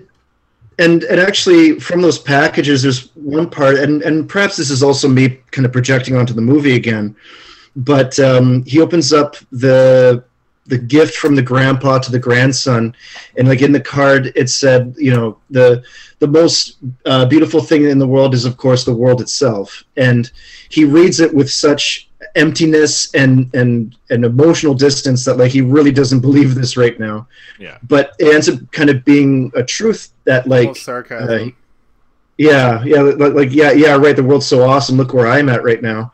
Yeah. But really, like, him coming to terms with the world around him and accepting the levels of control that he has ends up being what turns it around and develops a different appreciation for the world around him. So it's for me also kind of like a big turning point in that movie, where it's like it's really illustrating the broken pieces in him, and that like him being on this island is a giant metaphor for his life. I like it. And I think that he finds the flashlight on the corpse of one of the pilots, and there's a nice scene in between this and what the point is. I think is that like he's using the flashlight to like constantly look at his lost love, but then he falls asleep with it in the cave next to him. And I think that it fading out it's pretty potent as well, right? Where it's like, is that sort of the spotlight of the rest of the world not able to find him? Is that like his dwindling hope? Is that, you know, like the rest of the world's hope dwindling? Good metaphor, or like visual metaphor. But it also is like a metaphor for don't be stupid, idiot. Fucking turn your flashlight off. He's really not considering the life he's living at the moment. He's just burning it all away. It's also his last sort of like the last piece of modern technology that he will be able to utilize in a conventional way, where he's like, I'm using this for light. The light is gone. I've got a skate. What do I use that for? It's an axe now. Like, he has to be innovative with the other things that he has, right? We get like, you know, that I think that the most interesting part of the movie is this whole chunk where he's just figuring out how to do stuff. I'm sure we all have learning. Like, and I'm sure we all probably have a different favorite part of that whole sequence, but it's just little moments. And this is what I was talking about earlier, where Robert Zemeckis, like, he filmed all this stuff, and he probably has like hours of additional things on top of this, but he knew exactly how long to focus on Tom Hanks, you know, like drinking water from a leaf or filling up coconuts or focusing on coconuts before stabbing crabs and realizing if you don't cook them that their insides are just goop. Like that kind of stuff, you know, like. And how much do you need to do before you get to the point where he figures out how to cook a crab, right? Yeah. So that was going to be my next question, was like, do you have a favorite pre 4 years later moment? And if you do, what is it and why, I guess? All right, say the question one more time. So the chunk of the movie when he crashes to when he knocks his own tooth out, do you have a favorite moment in that chunk?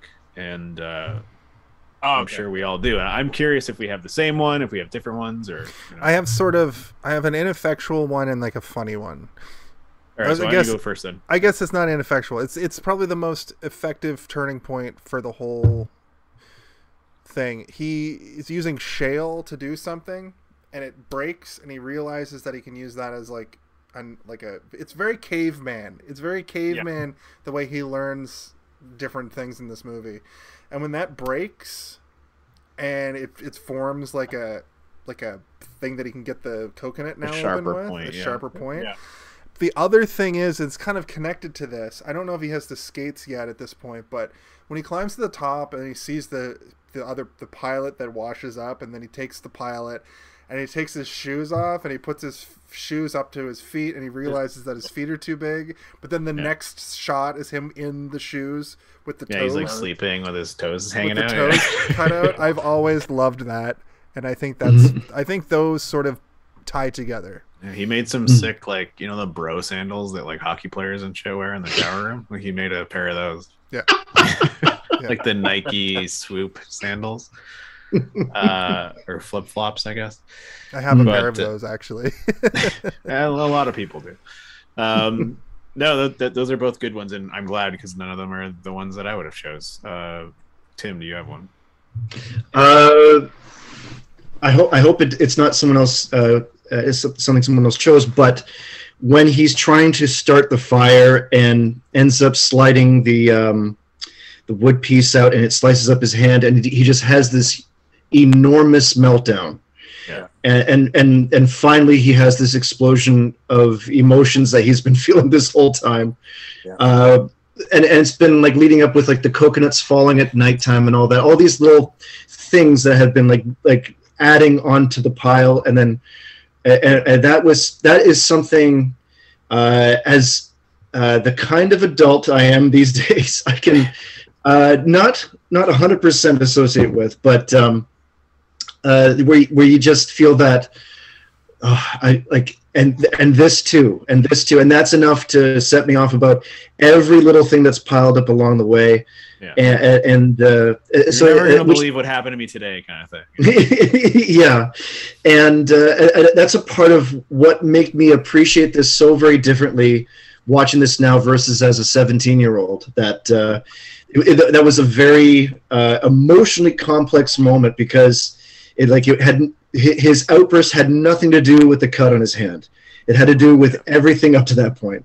Yeah. And it's a great punctuating point in the movie where much like the shell rock that you mentioned, Jason, where it's a part of his learning curve, and that he's got to kind of go through his lumps first in order to kind of let go of his old life to work on this new one that he's stuck with. And but you can't do that without a little bit of emotional frustration, I guess. So yeah, that part in particular stood out to me. For some reason, pain is the best inspiration, which sucks. Mm-hmm. Kaylin, why don't you continue on into your favorite month? He also grabs Wilson and throws him, and that's where we get Wilson. Yeah, and that's the formation of Wilson. Yeah, the birth of Wilson through pain. Pain and suffering. Fucking scene stealer. Gosh. I know. So as a whole, I like his progression. Like, you know, with anything, you get thrown into some new environment or circumstance or situation, and you just kind of naturally start with basic things. And then when, you know, through trial and error, those actions, you see what the outcome or reaction is, and then you build on that, and build on that. And I really love how they showed that progression. But one thing, one of the scenes or whatever that made me laugh the most was his very first attempt to try and catch a fish, where he's just like running sporadically on the leaping at them, throwing the spear at it. He's not throwing the spear all that poorly either, though. He is like it's like when you see his 4 years of spear with the 3 points. Worst attempt, like rustling all the water and everything. So I'll submit that as my answer to your question. All right. I mean, mine's a little bit obvious and on the nose, but it's like, you know, he hasn't spoken a word other than "hello, who's there?" the whole time, like this entire time. And the only reason he's doing it is because he hears coconuts falling out of the trees at night, right? And he's terrified. Yeah. Oh, can I just say another Mandela effect about this movie? I fucking went into this, and when that happens, he's like, "What's that in the woods?" I thought there was a boar fight in this movie. That's because you watched thinking of Lost. I think it was Lost. It's just because of Lost, right? That's not a Mandela effect. That's, you just watched Lost. Yeah. I don't believe in the Mandela effect. I just thought that this movie had a boar fight that I was waiting for literally the whole movie. I'm sure you're not the only person that puts in Castaway and you're like, I can't wait till he fights the boar. Like even Tom Hanks is like, I'm pretty sure I fought a boar in this. But it's the moment where right after Tim's moment, which, you know, obviously without the moment that you chose, Tim, this moment would not be as powerful or potent, which is that he cleans his hands out, he goes back, and then he gives Wilson a little face, puts it on the thing, and then goes right back to it. You know, and he puts bubble wrap down to make his knees more comfortable, and he starts to go at it again. And then he, you know, the first thing he says to Wilson is like, "It wouldn't happen to have a light, would you?" And like, you know, he's he's doing that just to make himself feel more comfortable in the moment, which is like, and it's also a moment of levity for the audience because you haven't heard him say anything in so long. You guys have inner monologues, right? Like in real life, you guys have inner monologues, right? Yep. Yeah. Mm-hmm. Okay. And you know, in that moment, he's looking over at Wilson the whole time, and he starts to, like, you know, kind of chat with him, and then what he's trying to do and has been trying to do succeeds, and he realizes what went wrong when he couldn't do it because it goes out immediately, and he realizes why it went out, so he fixes it, but he's like describing what he needs to do to fix it to the volleyball. and then he does it, and he, you know, has his massive freak out, which leads to the, like, in my opinion, the best part in the entire movie, which is when he makes the fire, and he's you know, it cuts from him like slowly putting little bits onto it to just this massive bonfire where he's like clearly had all this wood stocked up probably for days, where he's like, once I get the fire going, I can just make this huge fire and keep it going forever. And after that, it cuts to, you know, him in a cave talking to Wilson, having like a full conversation. And one of the interesting facts about this movie is that, like, they wrote all of Wilson's response dialogue like for Tom Hanks to read, so that he would know what he was kind of hearing in his own head, sort of thing. So it wasn't just like Which is like, if you ever talk to yourself out loud, you have that voice in your head that like responds to what you're saying, and then you like sometimes will be like, yeah, shut up. Hell yeah. You dumbass. I talk to myself while playing video games like so much. It's like so Yeah. much. Sometimes I'll talk to myself. I do it in the shower a lot, where I'm just like, oh, you son of a bitch. How dare you say that about me? Also, to like sometimes if you've been playing video games for hours and you need to break the silence, like I haven't said anything in a while. You just start reacting for like a minute, and then you go right back into just like inner monologue. So my main reason to ask you that question is, you know, I think we can all agree that Tom Hanks is like, he's a very, very good actor, and he's been in many, many a good movie. And this was, I think, like one of several nominations for Academy Awards, 2 of which I think he'd already won for like Philadelphia and Forrest Gump. Forrest Gump, yeah. Also directed by Robert Zemeckis, but this was like his next Oscar nomination. I don't think he won for this, but he was nominated. He didn't, but he got the best actor in a drama in the Golden Globes. Yeah, and then I don't think that he was nominated again for like 20 years after this movie.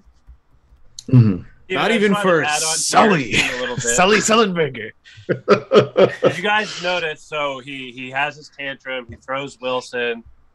He notices it kind of looks like a face a little bit. He has his hand wrapped up. And first he wipes the sweat from his forehead. And then he licks it. Yeah. I noticed that too. I was like, what are you doing? I think that's just like a goofy thing where it's like he's got the moisture, but then he doesn't realize like that he did that. So he's like, almost like a habit or something. Yeah. So I mean, my question was going to be like, do you have a favorite Tom Hanks performance? You don't have to go into why, but like, do you have? Because I think this is one of his great. Because it's nonverbal. It's all based on emotion, and like, there's no music the entire time he's on the island. That fact alone makes this phenomenal. That there's no music. Well, it's because music is no dialogue. That there's little to no score. It's his. There is no score while he's on the island at all. Yeah, exactly. And I want to talk about sound design. We'll get to it, but yes. Yeah, I think like movie score is obviously there as a tool, but I think that while they were making this movie, it's like they didn't want to cheat because they're like, we don't want to give you any twinkling hope with like a. They just want it to be like, if you feel hope, we want it to be Tom Hanks conveying hope in his eyes and his noises that he makes. Exactly.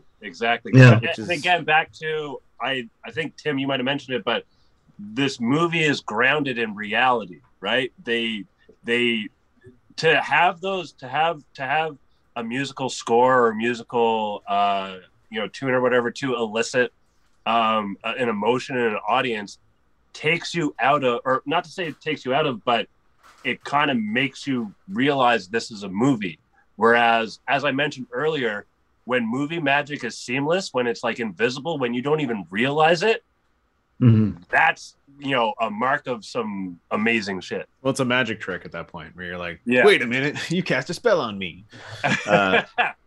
Which is, the moment when he knocks his tooth out and then it pans down to the flames and then the flames turn into water and then you see that horrifying CG fish, which actually doesn't look that bad.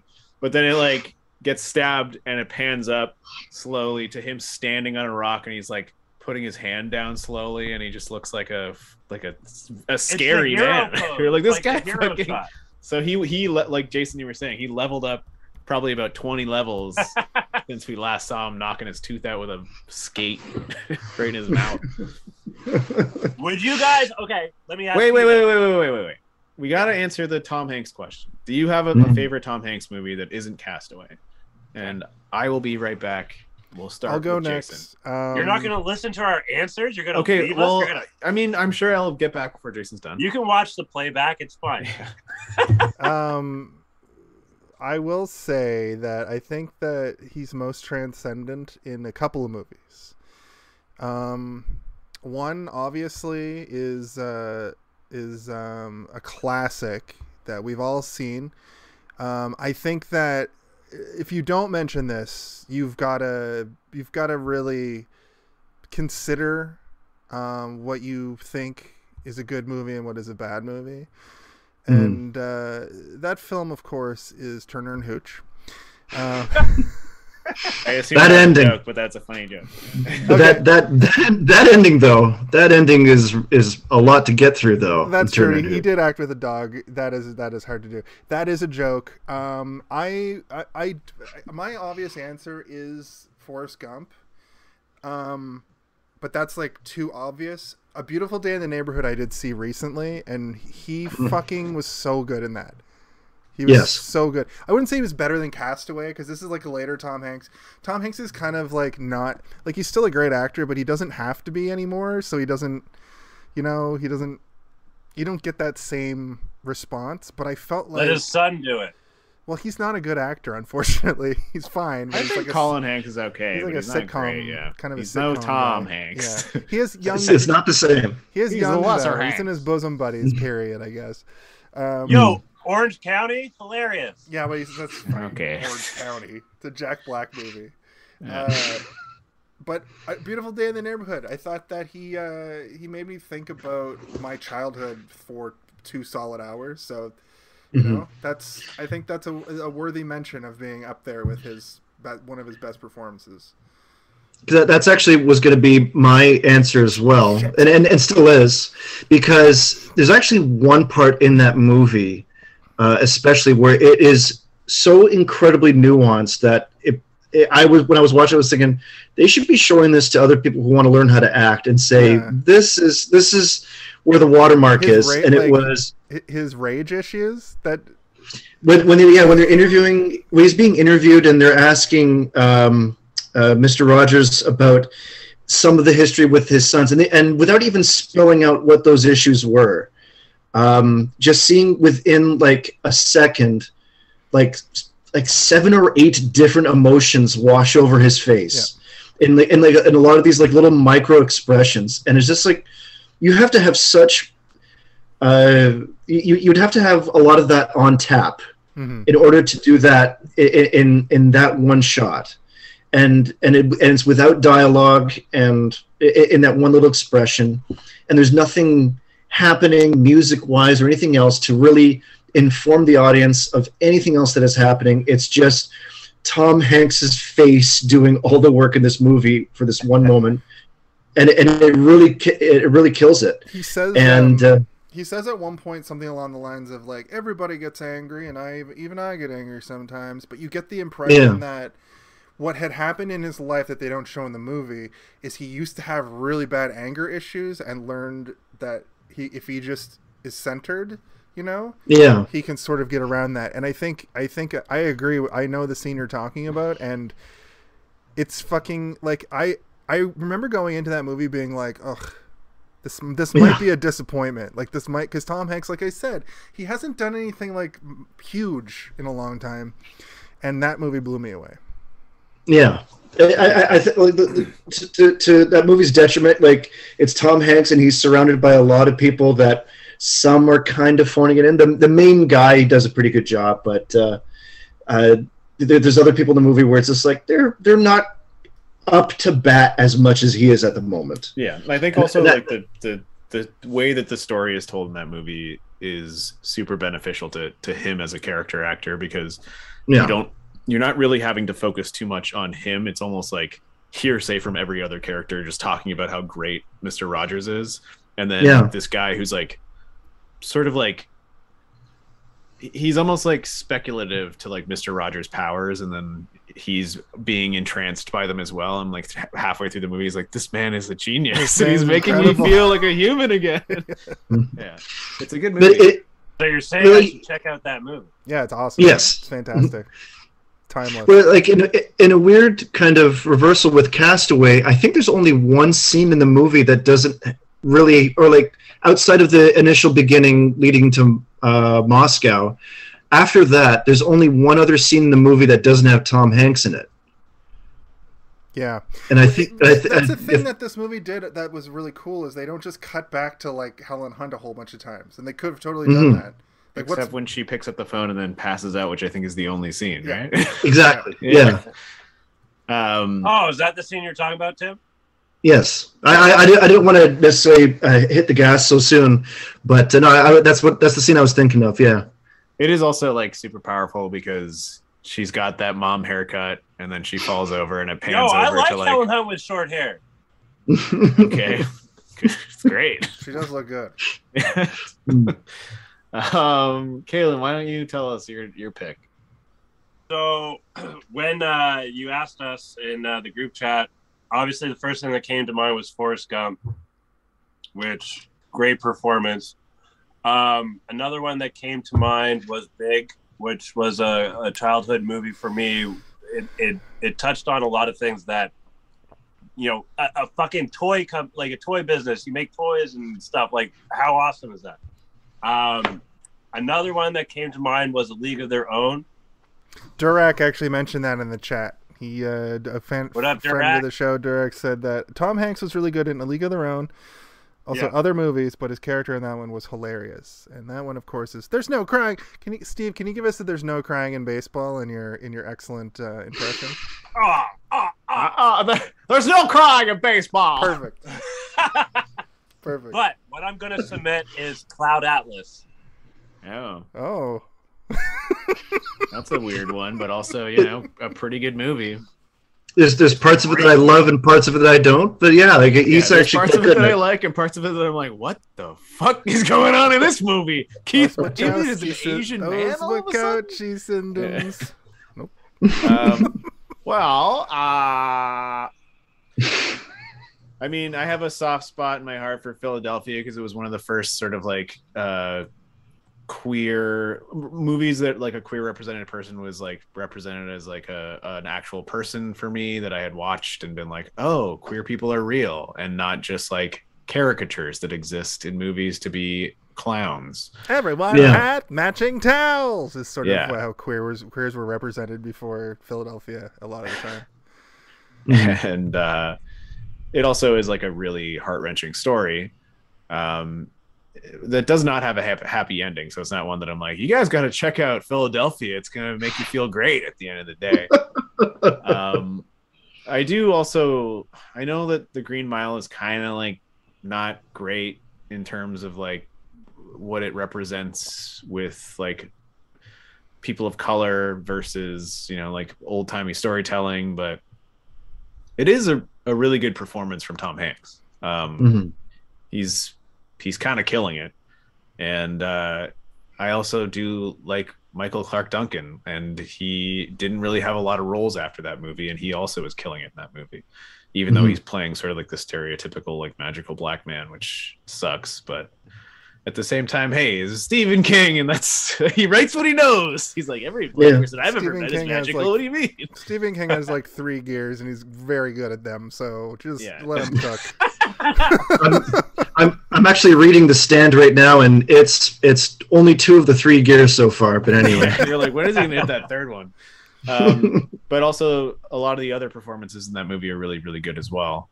Sam Rockwell, and you know, all sorts of other people. Sam Rockwell, but I don't know, man. I think this is probably one of his best, other than Boz. What are you doing, Boz? Toy Story, man. Nobody likes Toy Story. I was gonna say Toy Story, but I wanted to Toy Story's good. Path. Or how about when he played himself in 30 Rock? No, but you know, there's other movies like, you know, the Spielberg movies are really good. Road to Perdition's pretty good. There's Bridge of Spies is okay, yeah. Dragnet. Oh, what's that Catch Me one If You on Can. the boat? Captain Can, something. Captain Phillips. Yeah. I've never seen that. I haven't actually seen that either. Yeah. And it's mostly because I heard it wasn't good, but there was like issues with it. It's a good movie, but it's not like, again, like we were saying earlier, like there's movies where you can rewatch like minutes later, the next day, the next week, like you would be down to do that. Where that one it's a good movie, but it's like it doesn't have necessarily the replayability that like popcorn movies have or whatever. Well, I think the issue that I had with that was that like the movie was made a little bit too close to the incident, and then they found out a bunch of like really horrifying stuff about the actual character of Captain Phillips, and I was like, oh yeah, maybe I shouldn't watch this. You've got do you mail. guys think you would ever take a skate to your mouth? Oh my god, that whole shit made me feel like he had no other recourse but to knock his own tooth out. They show the abscess; it's fucked. Yeah. Yeah. You think you could do it though? I think I could if I was in enough pain. If it fast forwarded my life for 4 years, probably I think I could handle it. He's not at 4 years yet, though. This is before the 4 years. I've had and then it's 4 years later. Yeah, I've had like really bad mouth pain before, and it sometimes just like knocks you out in the same way that a severe flu would knock you out. Or like a horrible migraine. Yeah. Where you just can't do anything because you're discombobulated and paralyzed by your own face. Where you're like, I can't. It's too sore. Yeah. Well, it was getting to the point where it was getting in the way of him eating and swallowing, and that was like as we were saying before, that like his life has gotten so out of his life's kind of gotten out of control to the point where it's not until he's under absolute duress and incredible pain that he'll do something about it. Yeah, he even says he hates dentists. Yeah.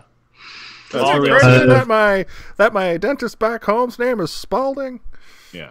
Also, speaking of Wilson, I wrote this note down to just go back one segment. Sorry, but I wrote this sequence goes. He opens the packages, finds the skates, makes a weapon to hunt crab, realizes crabs are goo, cuts himself, throws Wilson, finds Wilson, makes fire, then names Wilson, and then when he names Wilson, he says Wilson for the first time.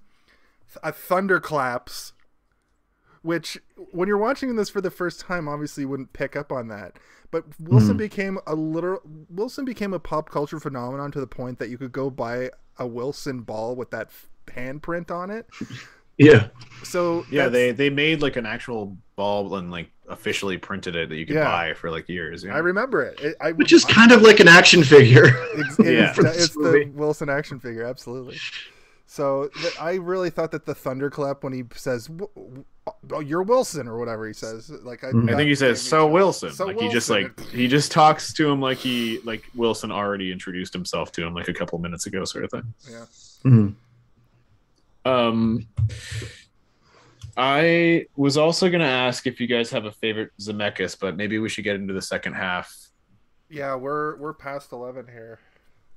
I know, but I kind of figured this movie would go a little bit later, but I will try and just kind of zoom through the rest of the Zoom. Cool.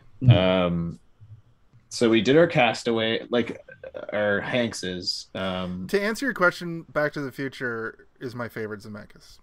That's probably my most rewatched. Did we do that question already? We're doing it right now. Yeah. No, we don't Jason have to answered. Why? We can just sort of do it. Yeah, that's fine. So Jason's is Back to the Future.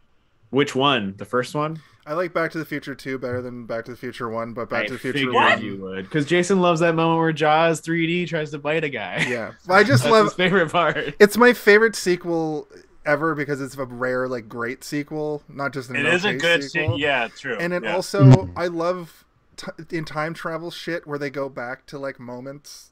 Back to back. No, like I like when he's like in the background of a bunch of scenes from the first movie. I love that stuff. Like in the Avengers movies where they're like jumping around all around time and going back to moments. I like when they go back and then they fuck things up so hard that the future gets all fucked up and they're like, also "What have we done? Yeah. Donald Trump is president somehow." Kind of. And the timelines almost perfectly match up. Yeah. But I would say the Back to the Future series for sure, and Forrest Gump as well. But like a different levels of appreciation as time has gone on, because there's funny things here and there. But like Back to the Future, it's just, as far as rhythm and beat goes, it's just a lot of fun. I'm going next. Who Framed Roger Rabbit? Robert Zemeckis movie. I didn't even know that was a Robert Zemeckis movie. But that movie I can love that movie so goddamn much. I watch that movie like once a year, and I have since I was like 7. I've always owned it on DVD or VHS or Blu-ray, and now it's on Disney Plus. So sometimes I'll just be like tired, be like, I need to watch Bob Hoskins yell at him. The first time he does a Brooklyn accent. That laughing. That is a great movie. I'm realizing now that they cast Bob Hoskins for Mario because of Roger Rabbit. They have Likely. to have. Yeah, probably, but also nobody gives a shit about the Mario Brothers movie. Hey, not even you do. You like to pretend you do, but how many times have you watched that movie? I watch that one Twice. every couple of years. Actually, I always want to check again. Is it as bad as people say? Is it good this time, or no? It's still really bad. They're like you talk about checking like it's a shut-in. It's got some pacing issues, but it's a solid watch. Hello, Mario Brothers movie. Are you okay in there? Yeah, we're still eating soup. Get out of here. Yeah. I brought you some Hungry Mans. Good, because we are both hungry men in here. Me and my brother, Luigi Mario. But Who Framed Roger Rabbit? It's another Alan Silvestri soundtrack for that.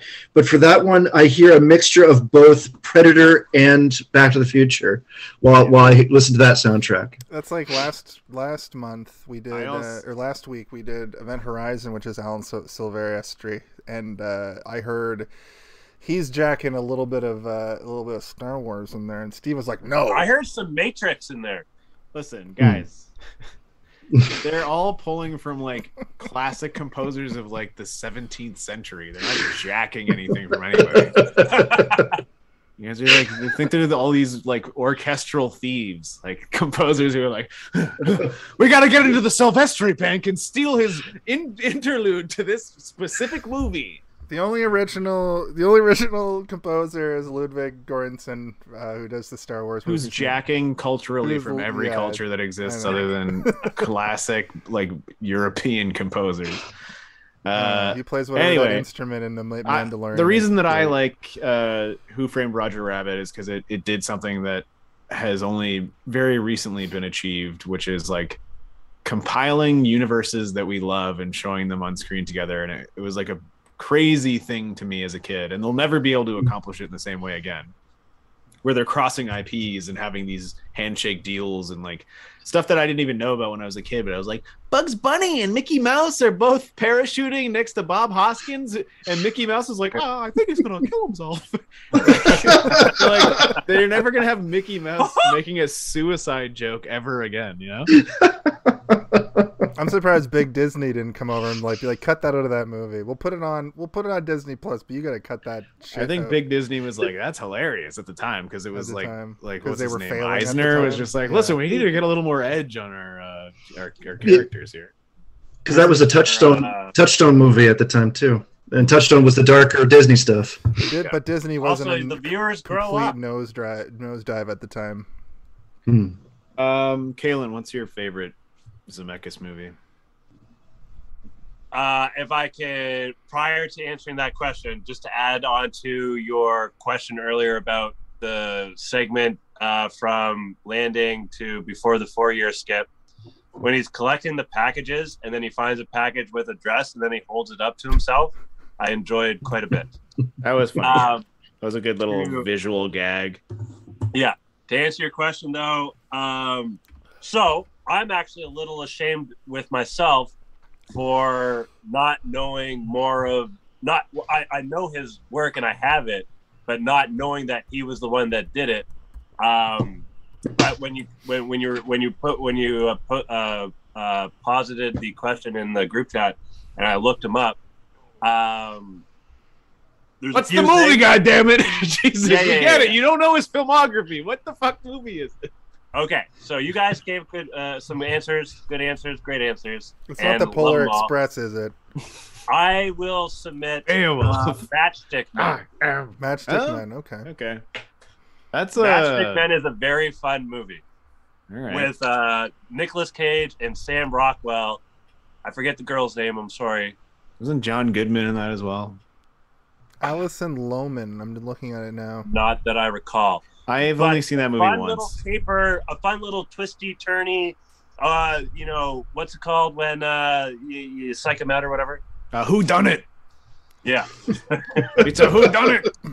Okay, interesting answer. Like I'm not familiar enough with that movie to like confirm or deny that it's great. You've never bad. been? I've seen it. I just have only seen it one time. Like it's a got long time Dwight's. It's got Dwight's babysitter / girlfriend in it. Oh, she's in a lot of movies. She is in like every movie. All right, cool. That's all, folks. My favorite part of this movie was. Sorry. Well, I'm just going through my notes and making sure that we have already talked about the stuff that I thought would be worth talking about. Which I think we have. I think the first. I have a quick question. Okay. Oh, did you guys know that? Sorry, go ahead. What were you saying? The movie was shot in 2 chunks, obviously, because they had to have huge physical transformation. I wanted to talk about that a little bit. How his physical transformation is like crazy. It's so. They good. had to take an 8-month break in between the two to I feel like his allow hair him to would do be that. longer after 4 years. Maybe he's cutting it off with like the Rocks? like you can't like he doesn't have scissors, so he's like using the skate to like cut it off. Was he doing the same thing with his mustache? Maybe he just can't grow a mustache. That's how I interpret it.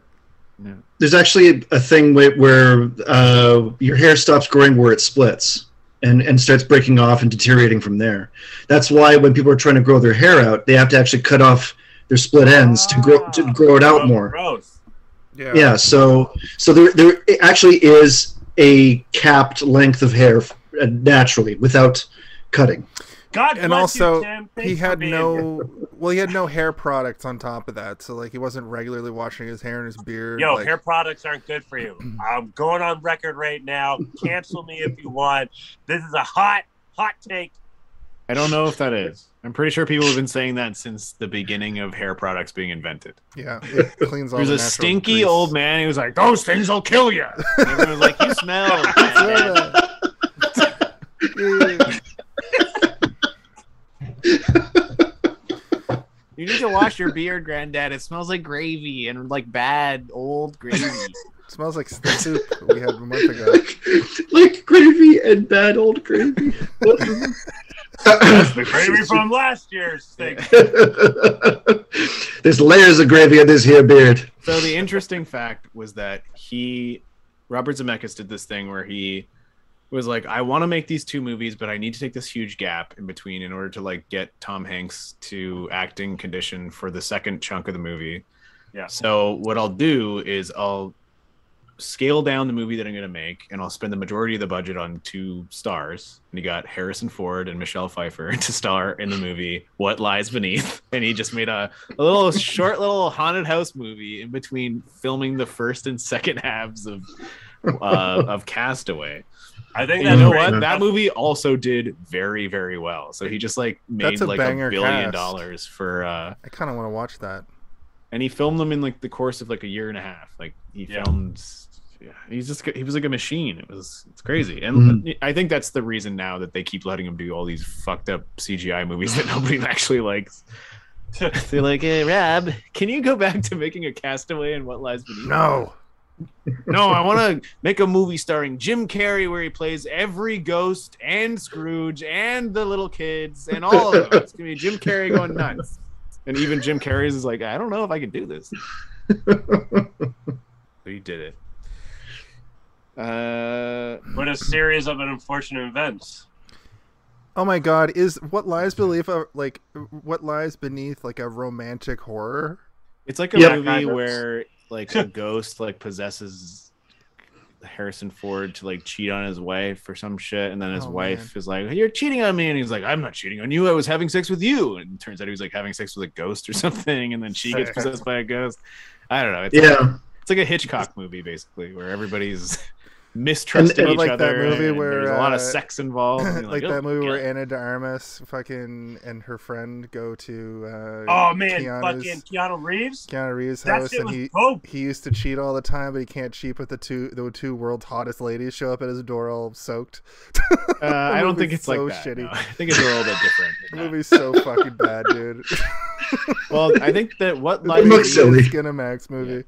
What Lies Beneath has like a pretty decent sort of like fan or like, you know, people who liked it when it came out. And but I think I saw it once and I was like, I don't get the appeal other than that Han Solo's in this movie. Maybe The only And reason I like Catwoman. this. Yeah, and Han Solo, Catwoman. Catwoman. Dangerous Minds.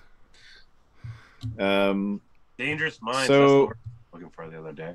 Let's fly through because like one of the great things about the fat Tom Hanks versus like the skinny Tom Hanks, which is like like the leveled up version, is like that first chunk of Tom Hanks feels like it could be like a week or like a week and a half or something, and then that last Tom Hanks also feels like it could be like a week or a week and a half or like a month or something.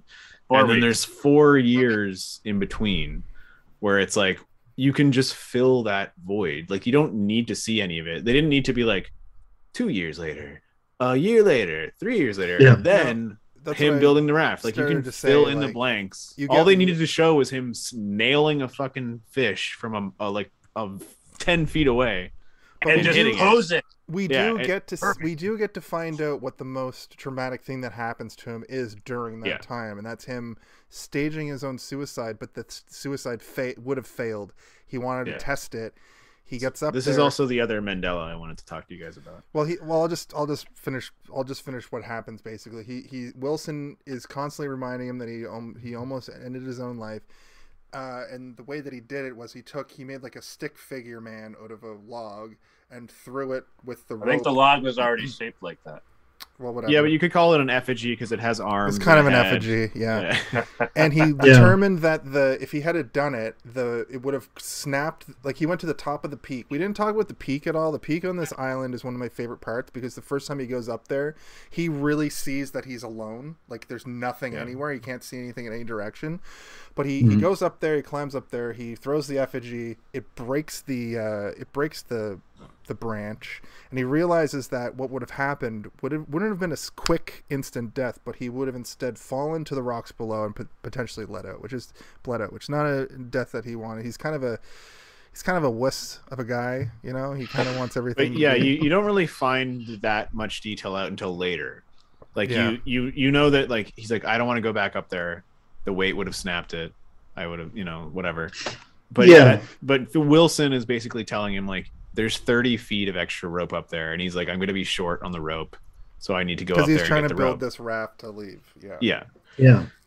And you don't find out until after he's left the island when he's talking to his friend that like he made the noose and he wanted to test it because he knew that if I don't test it, there's a chance that I could fuck it up and I could break my legs or my back and just like have to lie there bleeding out for days, which is like a way worse death. He does Yeah, mention the- he does mention back on the island that to Wilson, because he's having a back and forth with Wilson where he does say that like he doesn't go into the detail he does with Bobby, Again, this is you filling the blanks in your head, which is like which the is whole 4-year gap is Yeah. you doing that. And then he's having a mild conversation with Wilson where he's not specifically saying I went up there to kill myself, but you get it. Like Do you you guys understand it. think so? I thought of something when he was making the rope, and I guess he runs out of the particular plant he was using to make the rope. Sort of.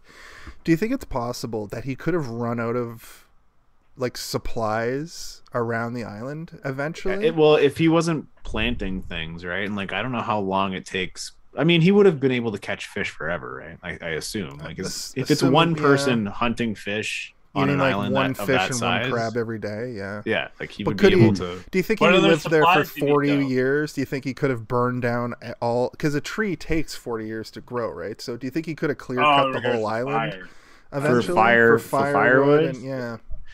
Maybe, Like but a hut, you only need once. I think right? he probably would have died before, because like eventually you're going to get too old to be able to do certain things. True. And you'll just like And cut too yourself. sick. Yeah. Like, You'll get ill by something because who's to say what's going to happen? Like, and just fish, just crab forever. Like, it's going to wreck your digestive system.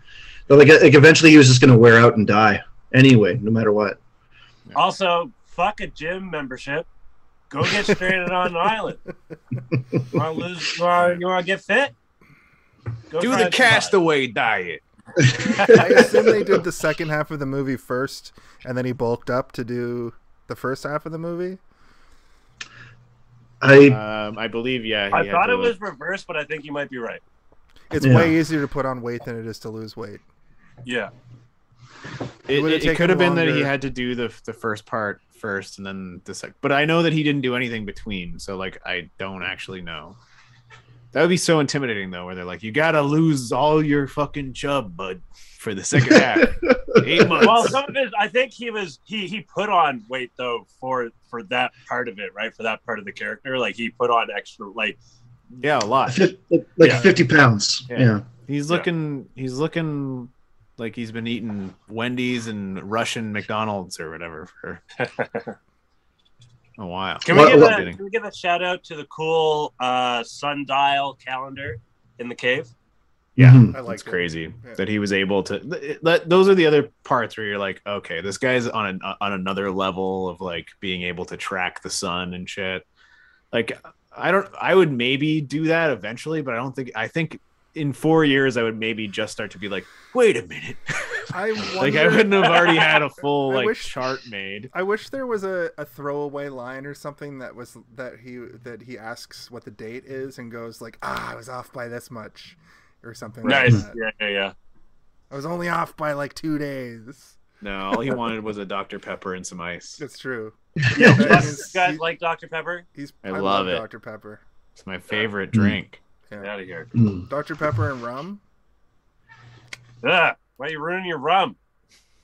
What? Why are you ruining Why are you ruining your Dr. Pepper? My question. I got peanut butter in my chocolate. Yeah, I think that second half, though, it's cool that he's like now having like full conversations with Wilson and like he's, he hasn't lost his mind. I think that anybody would argue that if anything, him realizing he can talk to a volleyball is like him maintaining his sanity. Like if he didn't have that volleyball, he would probably be like not speaking English anymore. He'd be like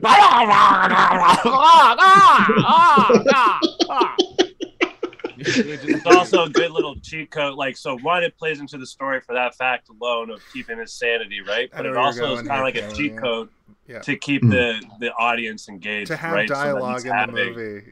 Yeah, it was a genius thing. Toddlers do it in a way. It's a part of acknowledging your own identity is to acknowledge identities around you, and like I think the music score doesn't actually start until he comes across the whale, which is the first living thing to look at him since he crashed on the island. The first moment that the score kicks in is when he crashes over that last wave, and then he looks when he's just past the crest of the it's when he's like looking at the island, moving away from him, and then it's like that's where you're like and that's where like essentially the movie Castaway ends, and now we're in a new movie which is like cast toward civilization. So the Home Alone of it all usually happens late in the movie, but the Home Alone of it all just happens for 90 minutes in the center of the movie, and then the Home Alone of it all ends.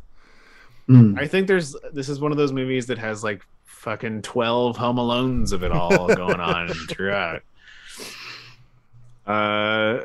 Did you guys feel it was like bittersweet when he was looking back at the island? Yeah. Like, absolutely, he did too, right? I survived this place. It was like my home or whatever, right? Like a home away from home or whatever. Well, he also knows that like there's a good chance that he's not going to survive what he's doing. Well, I mean, we're all going to die eventually, but do you want to die alone on an island, or do you want to die trying to get back to your life? Or do you want to die with a whale, a big CGI whale, in the middle of the freaking ocean? I think the implication there, though, to like rent a whale or something. Couldn't they just get a shot of a real whale? Did you ask if they could rent a whale?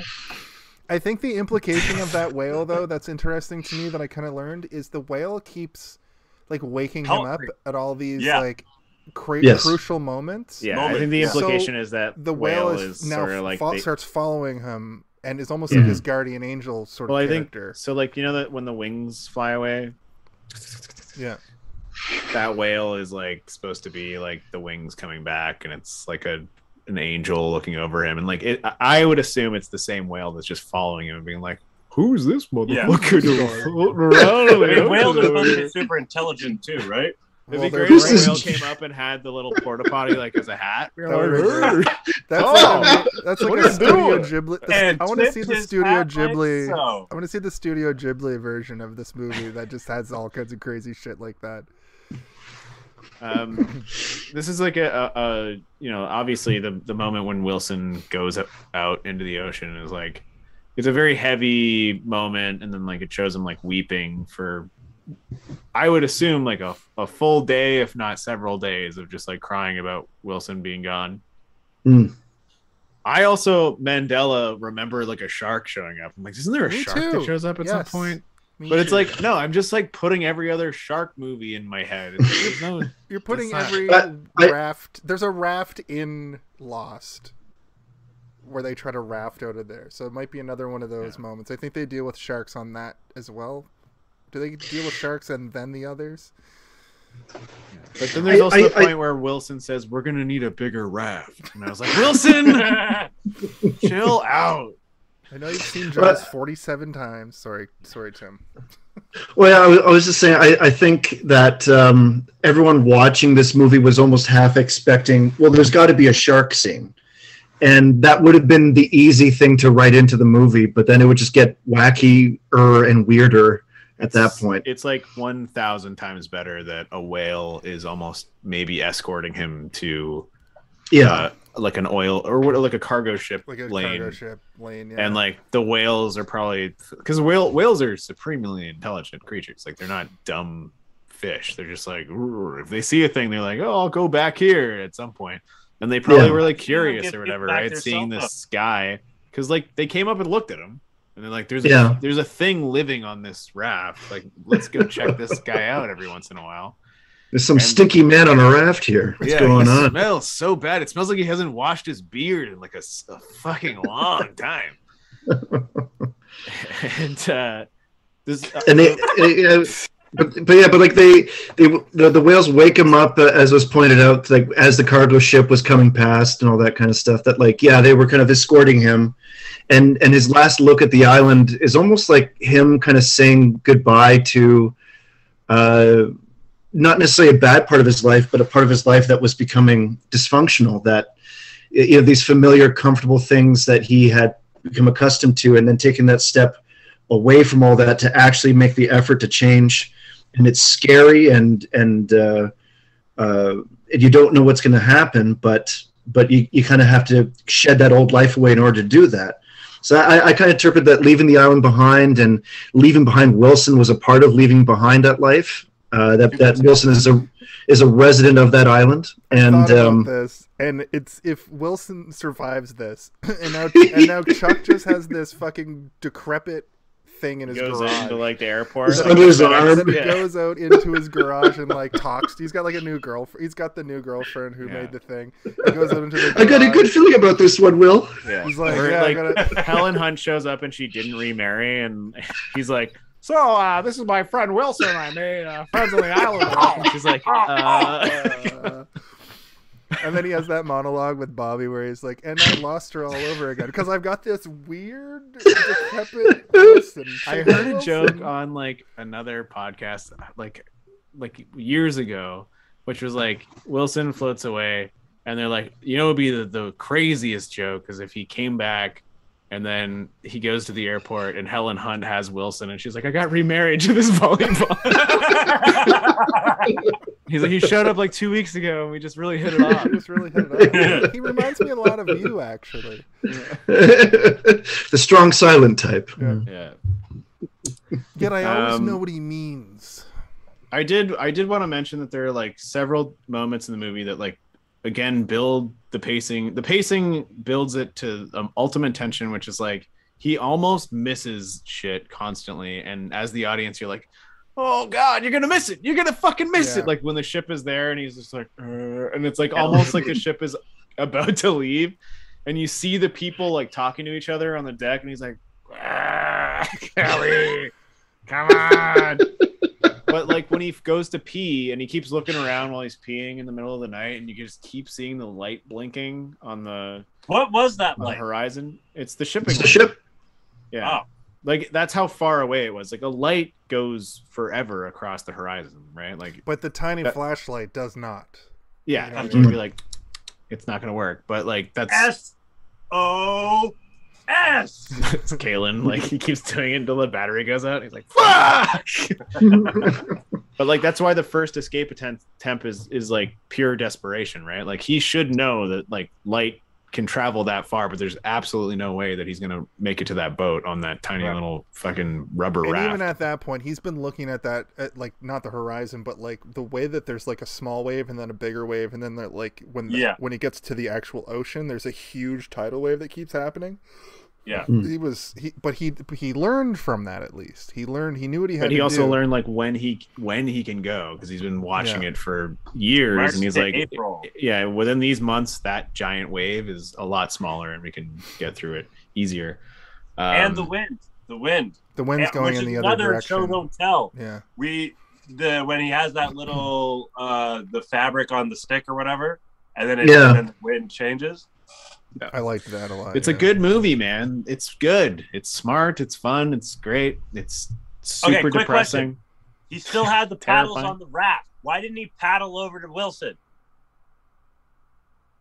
I think he was in desperation. Yeah, no, at that point he had like one paddle on the raft. It was after the storm, right? And it's all broken up. Like Yeah. I chalk that up to like desperation. If I don't get over to him now, he's gonna be gone.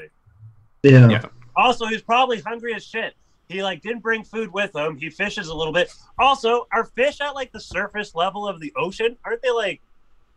There's different kinds of fish doing different things. Like that's why there's that's why you're here.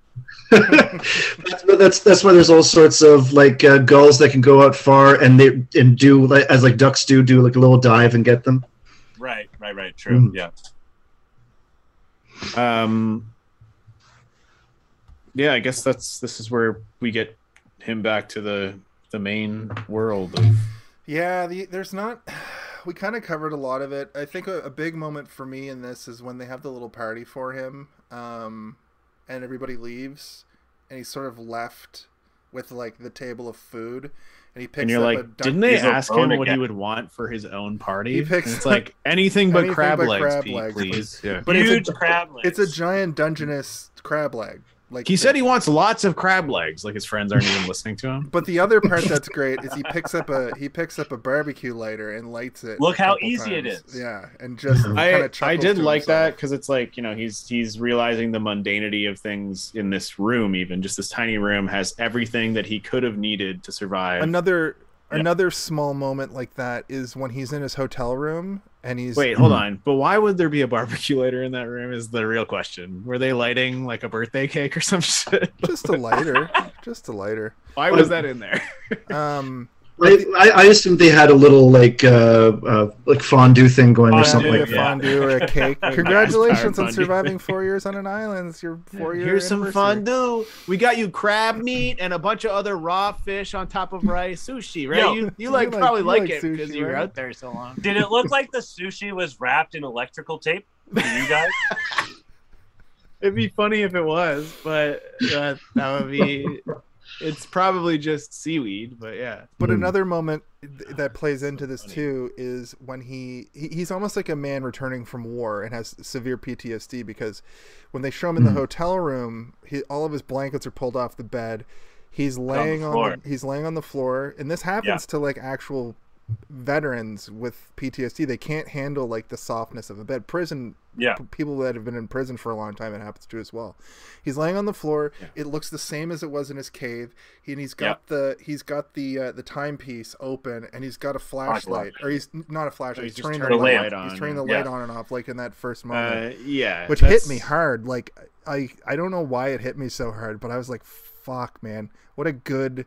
Like set him up and knock him down, Robert Zemeckis sort of moment. I mean, human beings are like extremely capable, but they're like super fallible, and they're also like susceptible. Our bodies want to do habits more than they don't want to do habits. So if you create a habit of sleeping on a stone floor of a cave for 4 years, like going onto a mattress, you're gonna be like, with palm frond pillows, and gauze made of seaweed.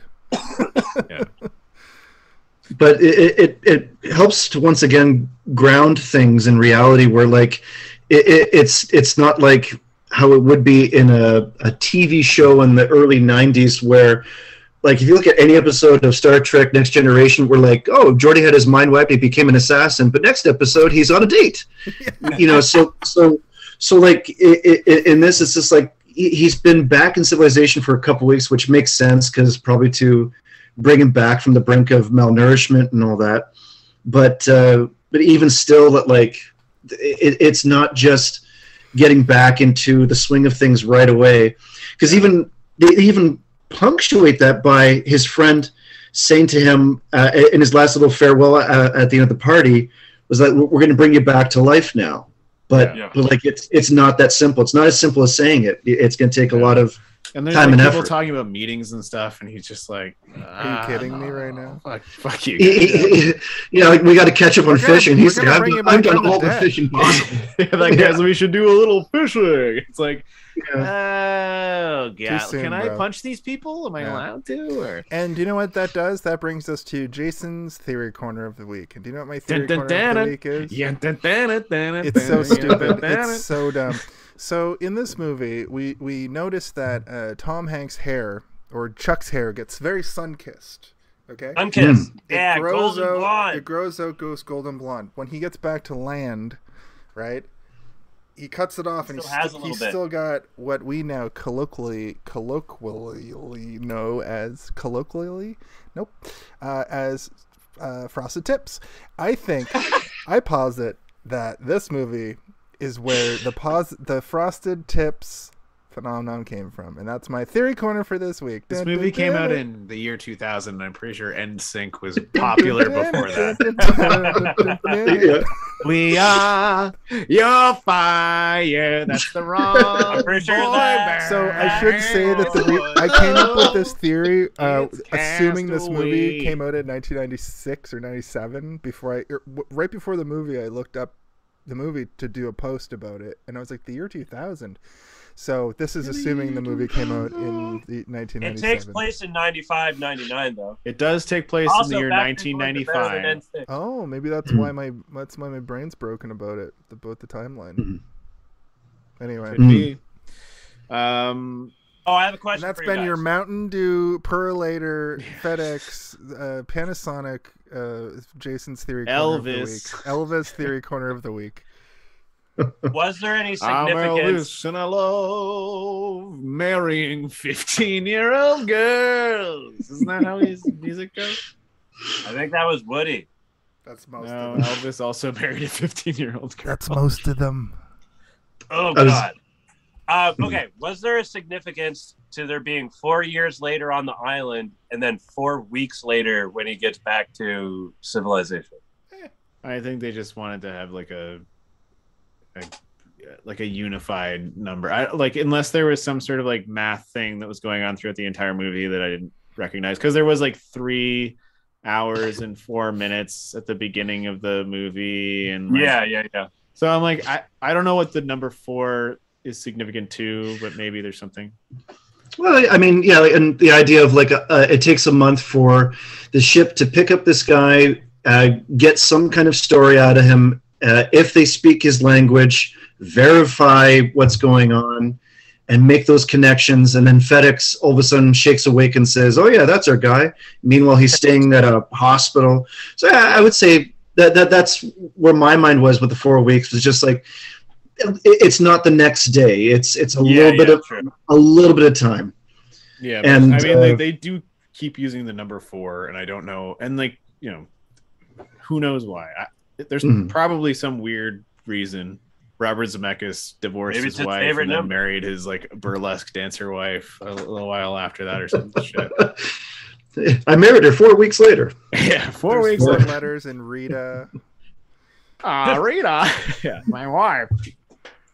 You guys know that Robert Zemeckis like married a burlesque dancer and has cast her in every single movie since that wedding? That's some John Carpenter shit. Is that before or after? And never as like an actor, just as like a like one of the people who wears like the motion capture suits and like the body capture.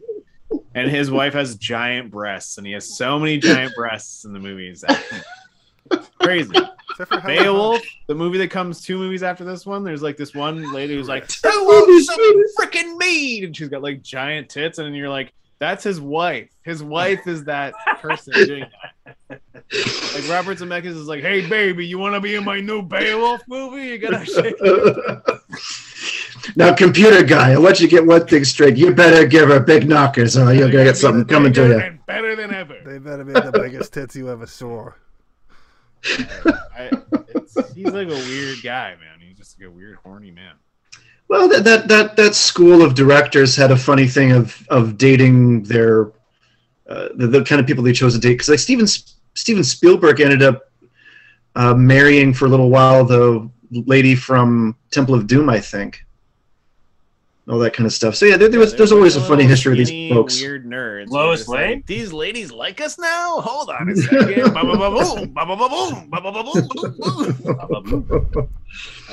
I got the perfect movie for you. But yeah, no, it's. But I don't know. I didn't find anything overly horny like that in Castaway compared to other Zemeckis movies. In Except fact, for I'll when say he that was like immediately horny when that redhead was like, "Hey, cowboy." Oh Jesus, Jason Voorhees over That was here wants funny. to murder a teenager. Okay, let's take her home, buddy.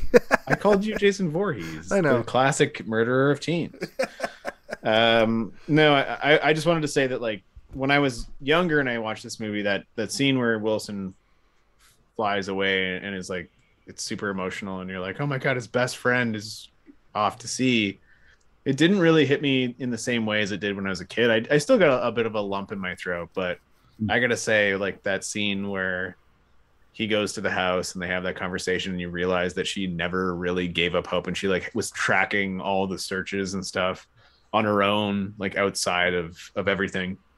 And then what a mind fuck that would have been. That whole sequence is a mind fuck. Yeah, she kept his car, and then Because I didn't know she how gives the him the movie keys. ended. I forgot. She gives him the keys, and then he pulls out his knife, and he's like, "Fuck! If I had this knife, I could have probably got out of there sooner," kind of thing. Yeah. And then he's driving away, and then they both have that moment where it's like, "You're the love of my life," and I can't believe that we didn't get to spend our lives together. But they both realize that they can't. Like, there's no way. Like, you have a husband and a daughter, and I am dead essentially. I'm like a zombie right now. Like, I have to leave, and you have to go back to your life. And it's like, it's very, very sad. It's an extremely sad thing to think about. And like, because they still both have feelings for each other. It's not that Very they just have powerful feelings for each other. feelings. It's that they were in love, and they were gonna get married, and they loved each other more than anybody else in their lives. And they know that they can't be together because they've already both broken off too hard, like a split end where the hair can't grow anymore. Ooh, call back. It's kind of devastating. It was more impactful to me this time than the Wilson death scene. I was just like, wow, this is like super duper sad. Yeah. I I always for Helen Hunt, I think, than for him. Like, I think that she was probably having a rougher time than him, because he was also convinced he was going to die. He was going to kill himself, and he couldn't do it. Yeah. I also find in that part of the movie, one part that really gets to me is when he's apologizing to his best friend and Helen Hunt for not being there. That he says to him on the plane that, like, so you thought I was dead and you buried me, and then you had to bury your wife, and I wasn't there for it. He had the empathy. He was able to have the empathy a bit more there. Yeah, he's much more into therapist in the world of volleyball with a bunch of hairs stuck out. But and then and then Helen Hunt says to him, "You said you were going to be right back," and he's just like, "Yeah," and he's like apologizing for it as if it was his fault that this happened. But like, and where a lot of people might immediately say on the surface, yeah, it wasn't his fault. Like, how was he supposed to predict that this plane was going to crash? But his choices in life were bringing him to that moment where he was constantly choosing career over personal life and losing touch with people.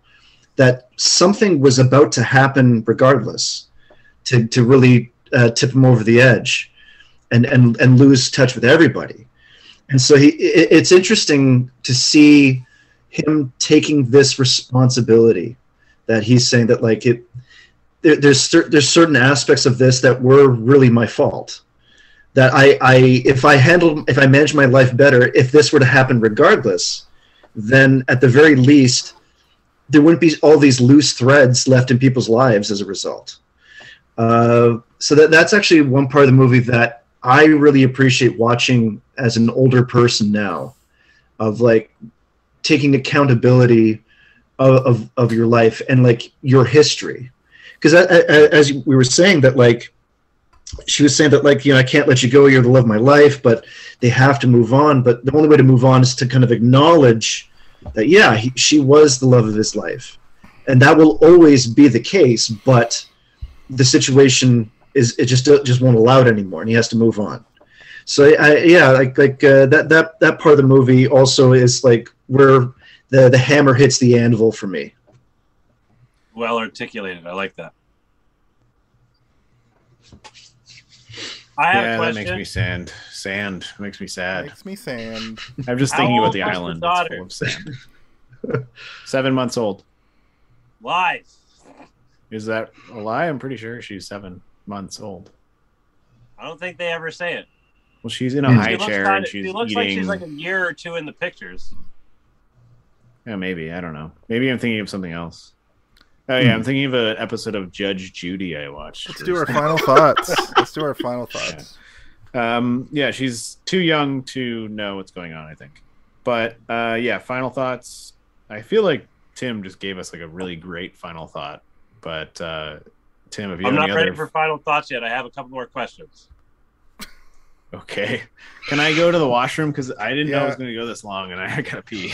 I knew we were going to go this long because there was 4 of us. This is almost a full great. hour over our regular time, and I know Jason's like getting mad. No, I'm good. Okay. I'm Can I good. go Right, pee? you go to the bathroom. I got a few quick questions. Okay, yeah, I'll be back. First off, he gives her back the pocket watch. Where's his little box back from her? Well, I don't know. Whatever. Next question. Yeah, Making out in the rain? Cheating? Question mark? Well, a quick emotional affair. I was more fixated on the fact that they put Helen Hunt in a white shirt that immediately became see-through. That was a little distracting. Why? Because That you're right. That did not have to be in the film. It didn't lend or help with anything. No, I think they used something that similar was in the Twister. pervy part of Zemeckis coming out. Did Like, I gotta everybody- get some. Did everybody just want to see Helen Hunt topless in the 90s? Because they really, they do, they make her wet a lot of times in movies. I think you're right, actually, now that you say that, yeah. And Twister as well, yeah. Yeah. I did like how he drove her back up the driveway, though. Like, that was a nice little... Like, I've done shit like that before, where it's like, you're right there, but let me at least make it a little bit better The whole or easier. sequence, I wrote in my notes, it was like, oh, it's a sad ending. Oh, it's a happy ending. Oh, my poor heartstrings, it's actually a sad ending. Oh, Yeah. he's going to find love with this new lady, potentially. Yeah. Hmm. So another quick question. So the package with the wings, I believe, although I didn't notice any kind of markings on the box, but my Jason's theory corner is it was a return to sender. It was the original package that she sent to the husband, now ex-husband, because he was with some other girl in Russia, and he sent it back to her. Okay. No, it's not. That's not true. But like, yeah, they were leaving from Memphis There's a specific when point the where plane crashed. There's a specific point at the very beginning of the movie where the delivery guy who takes it from her says, "Oh, I see you used pink this time," and she's like, "Yeah, I did use pink," and then the package has yellow wings on it. Oh, damn it. Good call. Nice. I made a note of that. And I was like, "Why pink? Why pink wings?" And that was like the one that he gets. Return to sender. And then to touch on with what you mentioned earlier, Tim. So at the beginning of the movie, we see the archway with Dick Patina, and then at the end, that half is taken off and it's just the patina part still there. Love it. Chef's kiss. That's for you, Jason. It's good shit, pal. All right. Any other questions, Kaylin, or are you good to go? Do you guys think that her new husband was trying to get her to not talk to him? I absolutely do, 100%. Yeah, he was trying to stop. I think he made up that shit about her not being ready, because as soon as he looks outside and sees them, she's crying so hard and being like, I should just go see him. And he's like, no. And I imagine that maybe it's a combo. I imagine him saying to her, he doesn't think he's ready to see you yet. Exactly. That's what I was going to say. Yeah. I think that maybe she was like having a really hard time to go in there, and then he's like, let me go talk to him take first. Care of this. Yeah. And then, yeah. And he might have been like more or less thinking of the right thing, but doing it the wrong way. I also had a moment where they're kissing in the rain at the end, and their heads were blocking the house, but it kind of looks like the lights turn on, and I would have liked it to like him coming in with a shotgun. No, to sort of pan out and see him in the window, and then just show a little like still of him going, or like through the rain going on the window, and then it looks like he might be crying. No, and you like can't tell. Yeah, like this kind of makes sense. Yeah, that makes sense. I don't know, man. I think if I married a woman whose husband or like to be husband was lost at sea and he came back, I would have a lot of crazy emotions about it. But if I had a daughter with that person, I would trust in their ability to go deal with it on their own terms and not have to be like, you gotta not talk to him anymore. He was on a desert island. He's crazy now. It was basically he could have eaten flesh, human flesh. The 90s, though. Where did you get human flesh from? I don't know. I would assume. Al. How else did he survive? Yeah, Pilot Al. I got one more thing to add before final thoughts. It's a little technical thing. So I was watching. I immediately watched it with the commentary after watching it the other day, and they were talking about and again, this is what I mentioned earlier about like movie magic and seamlessness, and when you watch movies and there's water, a lot of the time you'll get water on the lens. They apparently use these like spinning discs or something on the lenses so that the water wouldn't be like, it would get like thrown off or some shit. Interesting. Yeah. All right. Thank you for humoring me, Jason. It's interesting. Well, Kaylin, why don't you just go straight into your freaking final thoughts over there, pal? Well, are we sure we don't want to let Tim go first? All right, Tim, why don't you give us your final thoughts on the movie Castaway, starring Tom Hanks, directed by Robert Zemeckis? Well, outside of what I've already said, I was saying to Steve before we got started that I made a point to not look too much at other reviews or anything like that, where with the Mark Twain review, I kind of went deep into the paint for the behind the scenes, how they made all this stuff, because it is like a very different kind of movie, a different kind of technical movie. Whereas this one, when I rewatched it, it actually had a very different and also unexpected emotional response from me, where I kind of see where I am at this point in my life, and I was very much, imprinting that onto my viewing experience, and that really added quite a bit for myself. So I wanted to keep that contained more or less for the purposes of this show. So I thank you guys very much for that opportunity, because it ended up being very fruitful for me in that sense. And beyond that, I guess, one thing I am a little curious about is what was it that made you guys choose, if it could be answered quickly, what made you guys choose this film for this particular review?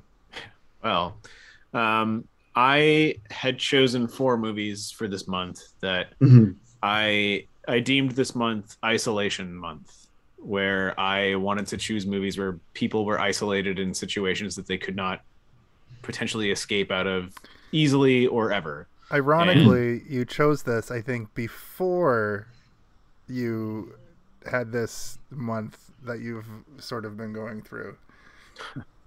Unironically, I did not. Oh. I changed my final movie because the final movie was going to be too similar to the other 3 movies we did. So we did Sphere.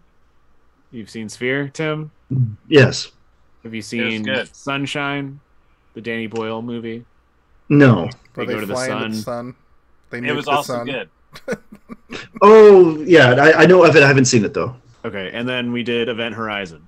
Yeah, which I know very well. Yeah. So I was like, oh, okay. So 3 movies where people are trapped inside of a steel hallway-based movie, drama, thriller, horror.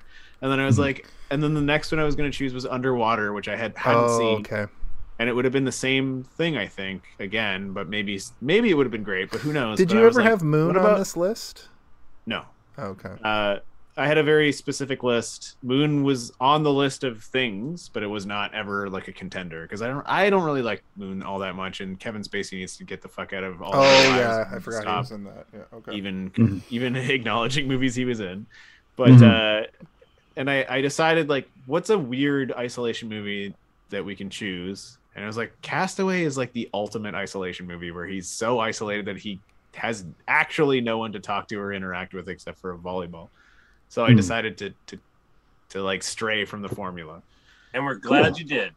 I'm glad too. I think this was a great episode, Underwater even though it was okay. like an hour longer than it should have been. It's our first 3.5 hour episode because we're not getting out of here until fucking 12:30. Just for you, folks. This is for you guys. For you guys. So, Jason, why don't you give us your final thoughts? Okay, I'm gonna make it short and sweet, my friends. Wow, Castaway! What a tremendously well-made film. From the effect of the plane crashing and its initial time on the island, to the time jump and the heartbreaking but hopeful ending, this film fires on all cylinders. I think it's hard not to give this movie my first ever legitimate 5 out of 5. Especially since I forgot just how well made this film is. And this guy loves Event Horizon. And I love Event Horizon. I've only seen it twice, though. He's like, from the blood orgy to Sam Neill being covered in mysterious fucking slits at the end.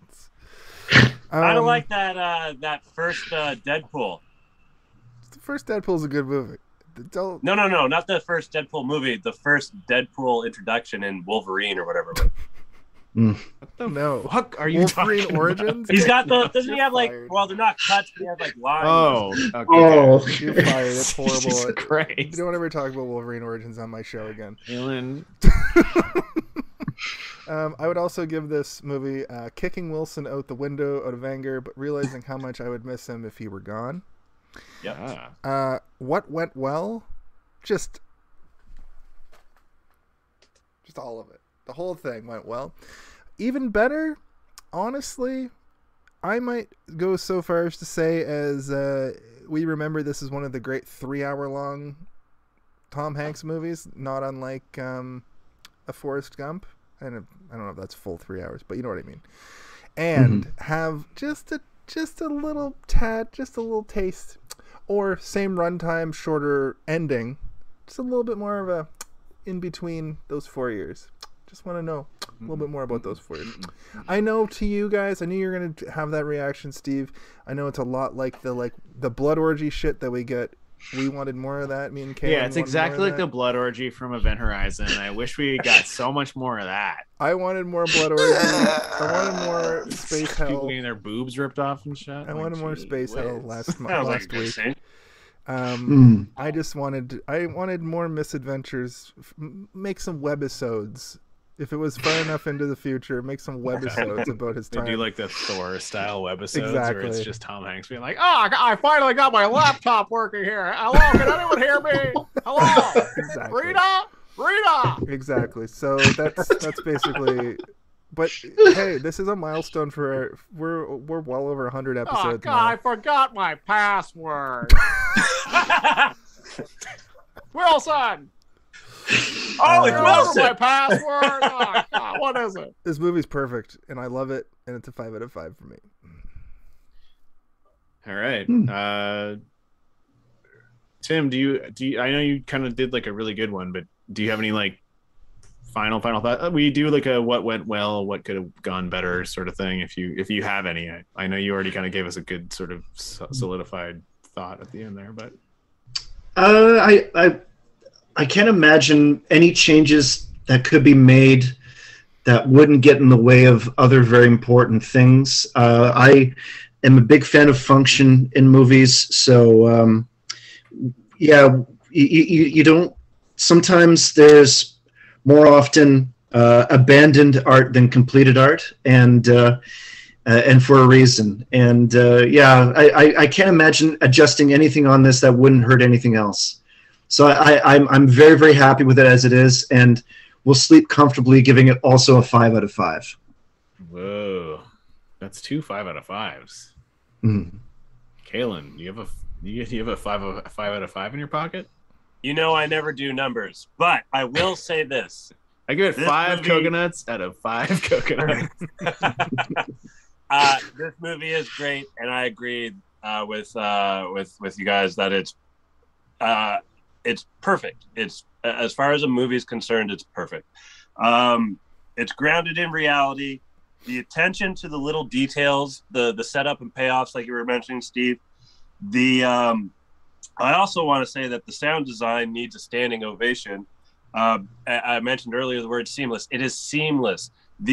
So a lot of the beach scenes, a lot of that shit is ADR. They had to redo all that shit.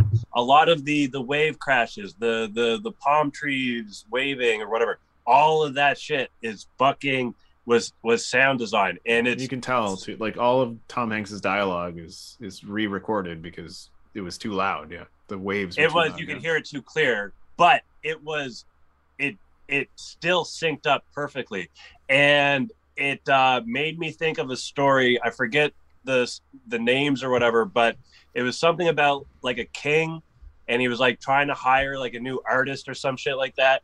And there was like 2 artists fighting for the spot. And it was like, okay, we'll do a competition. You guys both show me your best work, and then I'll pick the ones or whatever. So they're at the day of showing the art. And so there's 2 art canvases. Day is upon us. It's upon us, and there's 2 easels of canvases with curtains over them before they show what they've done. The first guy opens his curtain, shows his thing. It's like, okay, very nice, very nice. And then they go to the second guy. It's like, okay, show us yours. It's like, you're already looking at it. They didn't know that the curtain or whatever was already the art. Like, it looks so real that they didn't even know that they weren't already looking at it. And what a twist. So again, like, that's what I thought of how seamless the movie Helen magic. Is the M. Night Shyamalan. That was pretty good. That was a good. I didn't know where this fucking story was going. And that was good. I liked it. I try. I liked that. I liked it. Thank you. The Tom Hanks and Helen Hunt are cast perfectly for this. They're all like kind of like everyday people, so to speak, like as far as just like their kind of looks or whatever. And I'm not saying that, good or bad or whatever kind of thing, but like there was like, it didn't overshadow the movie itself. It makes the movie better that 2 people who look like they would be normal people on the street Meg are Ryan. just in the movie. Yeah. Make it a trilogy. Also, honorable mention to Did you get my email? Wilson out here acting half of Hollywood. Fucking give him a fucking Oscar or whatever. Okay, now my writing starts to get kind of small. When Island look. Okay. When Island. No. I got it. You didn't write Island. You wrote No. Island? I got it. So my what went well. Tom Hanks' transformation, like his Survivor Island look / Wilson. My even better. This is a little bit of a nitpick. Well, so I have 2. The whale took me out of it, unfortunately. I really wish they had like a real whale or something. I feel like there was a better way to have done that. There was one other thing though. Really hard to train blue whales to do anything because it's impossible. Actually, they've never been able to do it. If Star Trek Force taught us anything, I'm just saying it. So there's one other thing. We're though. gonna So die in here. at the end, when he's at the crossroads, the four points or whatever, we see him looking north, and his shadow is going west. Then we see him looking from the north, looking south, and his shadow's going east. A little bit of continuity error. I would never. I don't even know your Jesus brain Christ, could do Kayla. that. He's like, that's a real nitpick. Yeah, It's like a crazy person nitpick. I didn't even know. So They're like, I think this Kalen fellow might be a genius, or he's a madman. We must track him down now before he destroys for the the latter. United. Before he destroys the United States or Germany or Russia. all that being said, this movie is a buy. You may not rewatch it as frequently as other movies, but it is perfectly executed and you will enjoy it every time. I give this movie finding the strength to keep going, keep pushing forward, keep surviving, even if you're cast away. Tomorrow, the sun will rise. Who knows what the tide will bring? Wow. Also, I think you just like you're like read 850. all of the movie poster quotes like at the same time. Like Prestige magazine says, "Follow the horizon." Sunset magazine says, "Who knows what the tide will bring."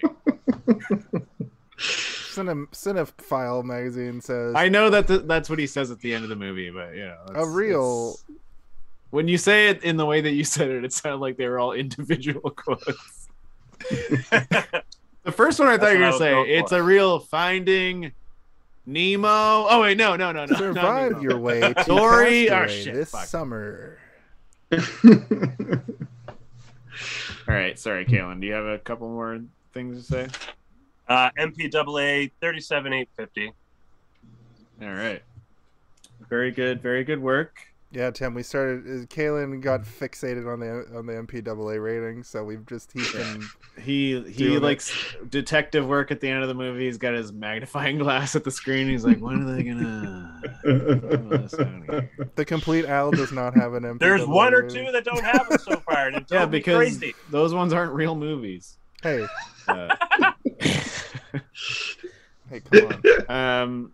I mean, it's my turn now, It's your turn. and I do have like a big affinity for Zemeckis movies and for Tom Hanks. But I do think this is one of those movies that, as Kalen said, it's something that even if you don't own it, it's something that you maybe should watch every once in a while, because it fills you with like emotions that you forget about, and you have those sort of iconic images in your mind of what the movie is, but you lose what the movie's about. And I don't think that I would ever recommend this movie to anybody and feel weird about it while they're watching it. You know, like when you recommend a movie that you really like, and then you're like, well, you know, like you got to think about this part though. You know, I think I could recommend this to anybody and they'd be like, holy shit, this movie is like pretty heavy and good, and like, Yeah, it's clearly you wouldn't have to add a caveat to it. Yeah, no, you could just be like, just watch this movie and you'll probably like it, and you probably won't want to watch it for another 10 years, but you will maybe like it. And I kind of like almost want to slap myself on the wrist for not watching this again sooner, since I was a kid. I think it's great. I think it's great. It's you know, we do lots of movies on this, and I say that lots of movies are great, but I don't mean it for a lot of them. I mean it in the way that I'm like, I like it, so you should like it. But I'm like, I like this movie, and I think anybody can like this movie. I don't think there's anybody, unless you're like a supreme narcissist who's like, I probably could have made a fire immediately. Like that's the kind of person that's like, all right, don't watch Castaway then, you psychopath. But like, I think that most people to watch this movie would find it extremely endearing and interesting, and you would probably think about the fact that like, I might die like 3 days in, like I break my ankle and be like, oh, what am I supposed to do? There's no doctor here. Or like, you know, like not be able to figure out how to get food. But then also like, emotional distress where you're like, I miss my family and my friends or like my loved one. It's full of stuff that even if you are looking at the surface level of it being a person trapped on a desert island, which is how I watched it as a 13-year-old or whatever, I still found it emotionally compelling as a 13-year-old, and I found it even more emotionally compelling as a 36-year-old or whatever, and for completely different reasons. Which is almost like I don't think I could recommend Big Trouble in Little China to a 13-year-old and like a 60-year-old woman and expect them to have the same experience while watching it. But like, this is one of those movies that you could potentially do that with. I think it's an extremely good example of Tom Hanks's ability to act, and the fact that 90 minutes of the movie is reliant on his physical performance and facial expression just to give us what the emotions were meant to feel. Like, there's no score. We talked about this throughout, but like, the fact that there's no score is that you are almost completely reliant on him being like, oh, and you're like, oh god, he's in Tom Hanks mode and it's amazing right now. Is it? Not to mention like Zemeckis' ability to bookend a movie in a way that the beginning of the book is a little bit lighter than the end of the book, but they feel equally as valid. It just takes a little bit more time for you to understand the end point. And I think the end of the movie is like super hopeful, considering everything up until that point is distressing and sad. Where like, imagine if you lost everything and came back and realized that like you might get it back only to have it be removed from you again, and then you realize that maybe there is more, and that's like the whole point of him saying like, see what the tide brings or whatever, right?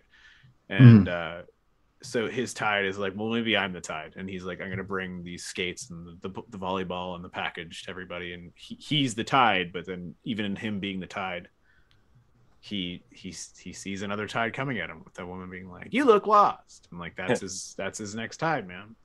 That's so good. And he's definitely going to her house, and they're gonna talk and have some coffee, and I don't know, Make some might be baby. amazing. Maybe that's Rita, who knows. That too. So yeah, I don't know, I think this movie is amazing. When it comes to my rating, I think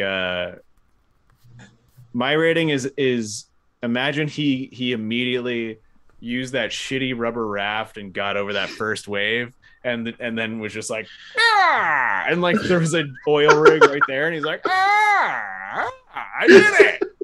That's what my rating is. Credits.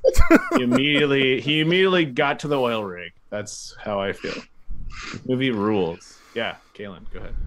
There was one last note that I wanted to mention. He uses underwear elastic waistbands to keep his shirt thing on his head. Yes. Yeah. Well, I did have like other questions I wanted to ask, but we kind of got way too deep into like it's now officially 1 hour later than we should be at this point. I enjoyed it. Can we get one more question? What about one more question? Well, no, it can't, because it's gonna take forever for us to answer it. Yeah, it's okay. If it's for all of us, the question was gonna be: you crash on the island, you have all of the FedEx boxes with what's inside them, and like, how long do you think you last? Do you think you last forever? What are your survival skills? Like, that was going to be like the question. For Steven and for Jason, I'm Kaylin. Yeah, see, this is what I mean. Yeah, for our it viewers, would take forever. leave a comment below to answer Steve's question. Yeah, maybe we do a follow up to this at one point. So, you got a rollerblade, a regular skate. So, introduce every person. Yes. For Jason, for Kaylin, and for Tim, our guest, my name is Steven. For Kaylin and for Steven and for Tim, I'm Jason. And for Jason, Steven, and our good friend Tim, I'm Kellen. And for Kaylin, for Jason, and for Steve, I am Tim. And I got one question for you guys. Hey, have you seen this one? It's my impression of Wilson asking that question. I get it. Hey, did you see this one? Oops, this one. Tim, take us home, buddy. Oh, me? Hey, did you see this one?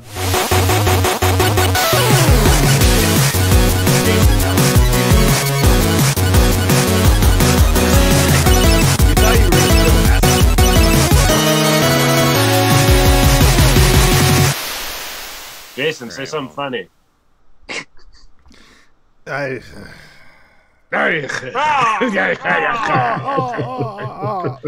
We do need something funny to go out on, though. So if anybody That's not flying. That's falling with style. No. God. Oh no, sorry guys. Okay. My wife just walked into the room.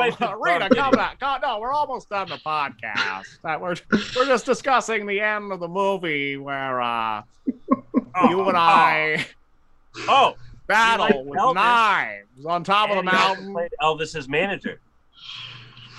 Did he? That's yeah. The recent Elvis movie. He plays his manager. He plays the general. What was that guy's name? I think that's his nickname. Oh, right. That's in the trailer where he goes, "You're gonna marry a what? A 15-year-old?"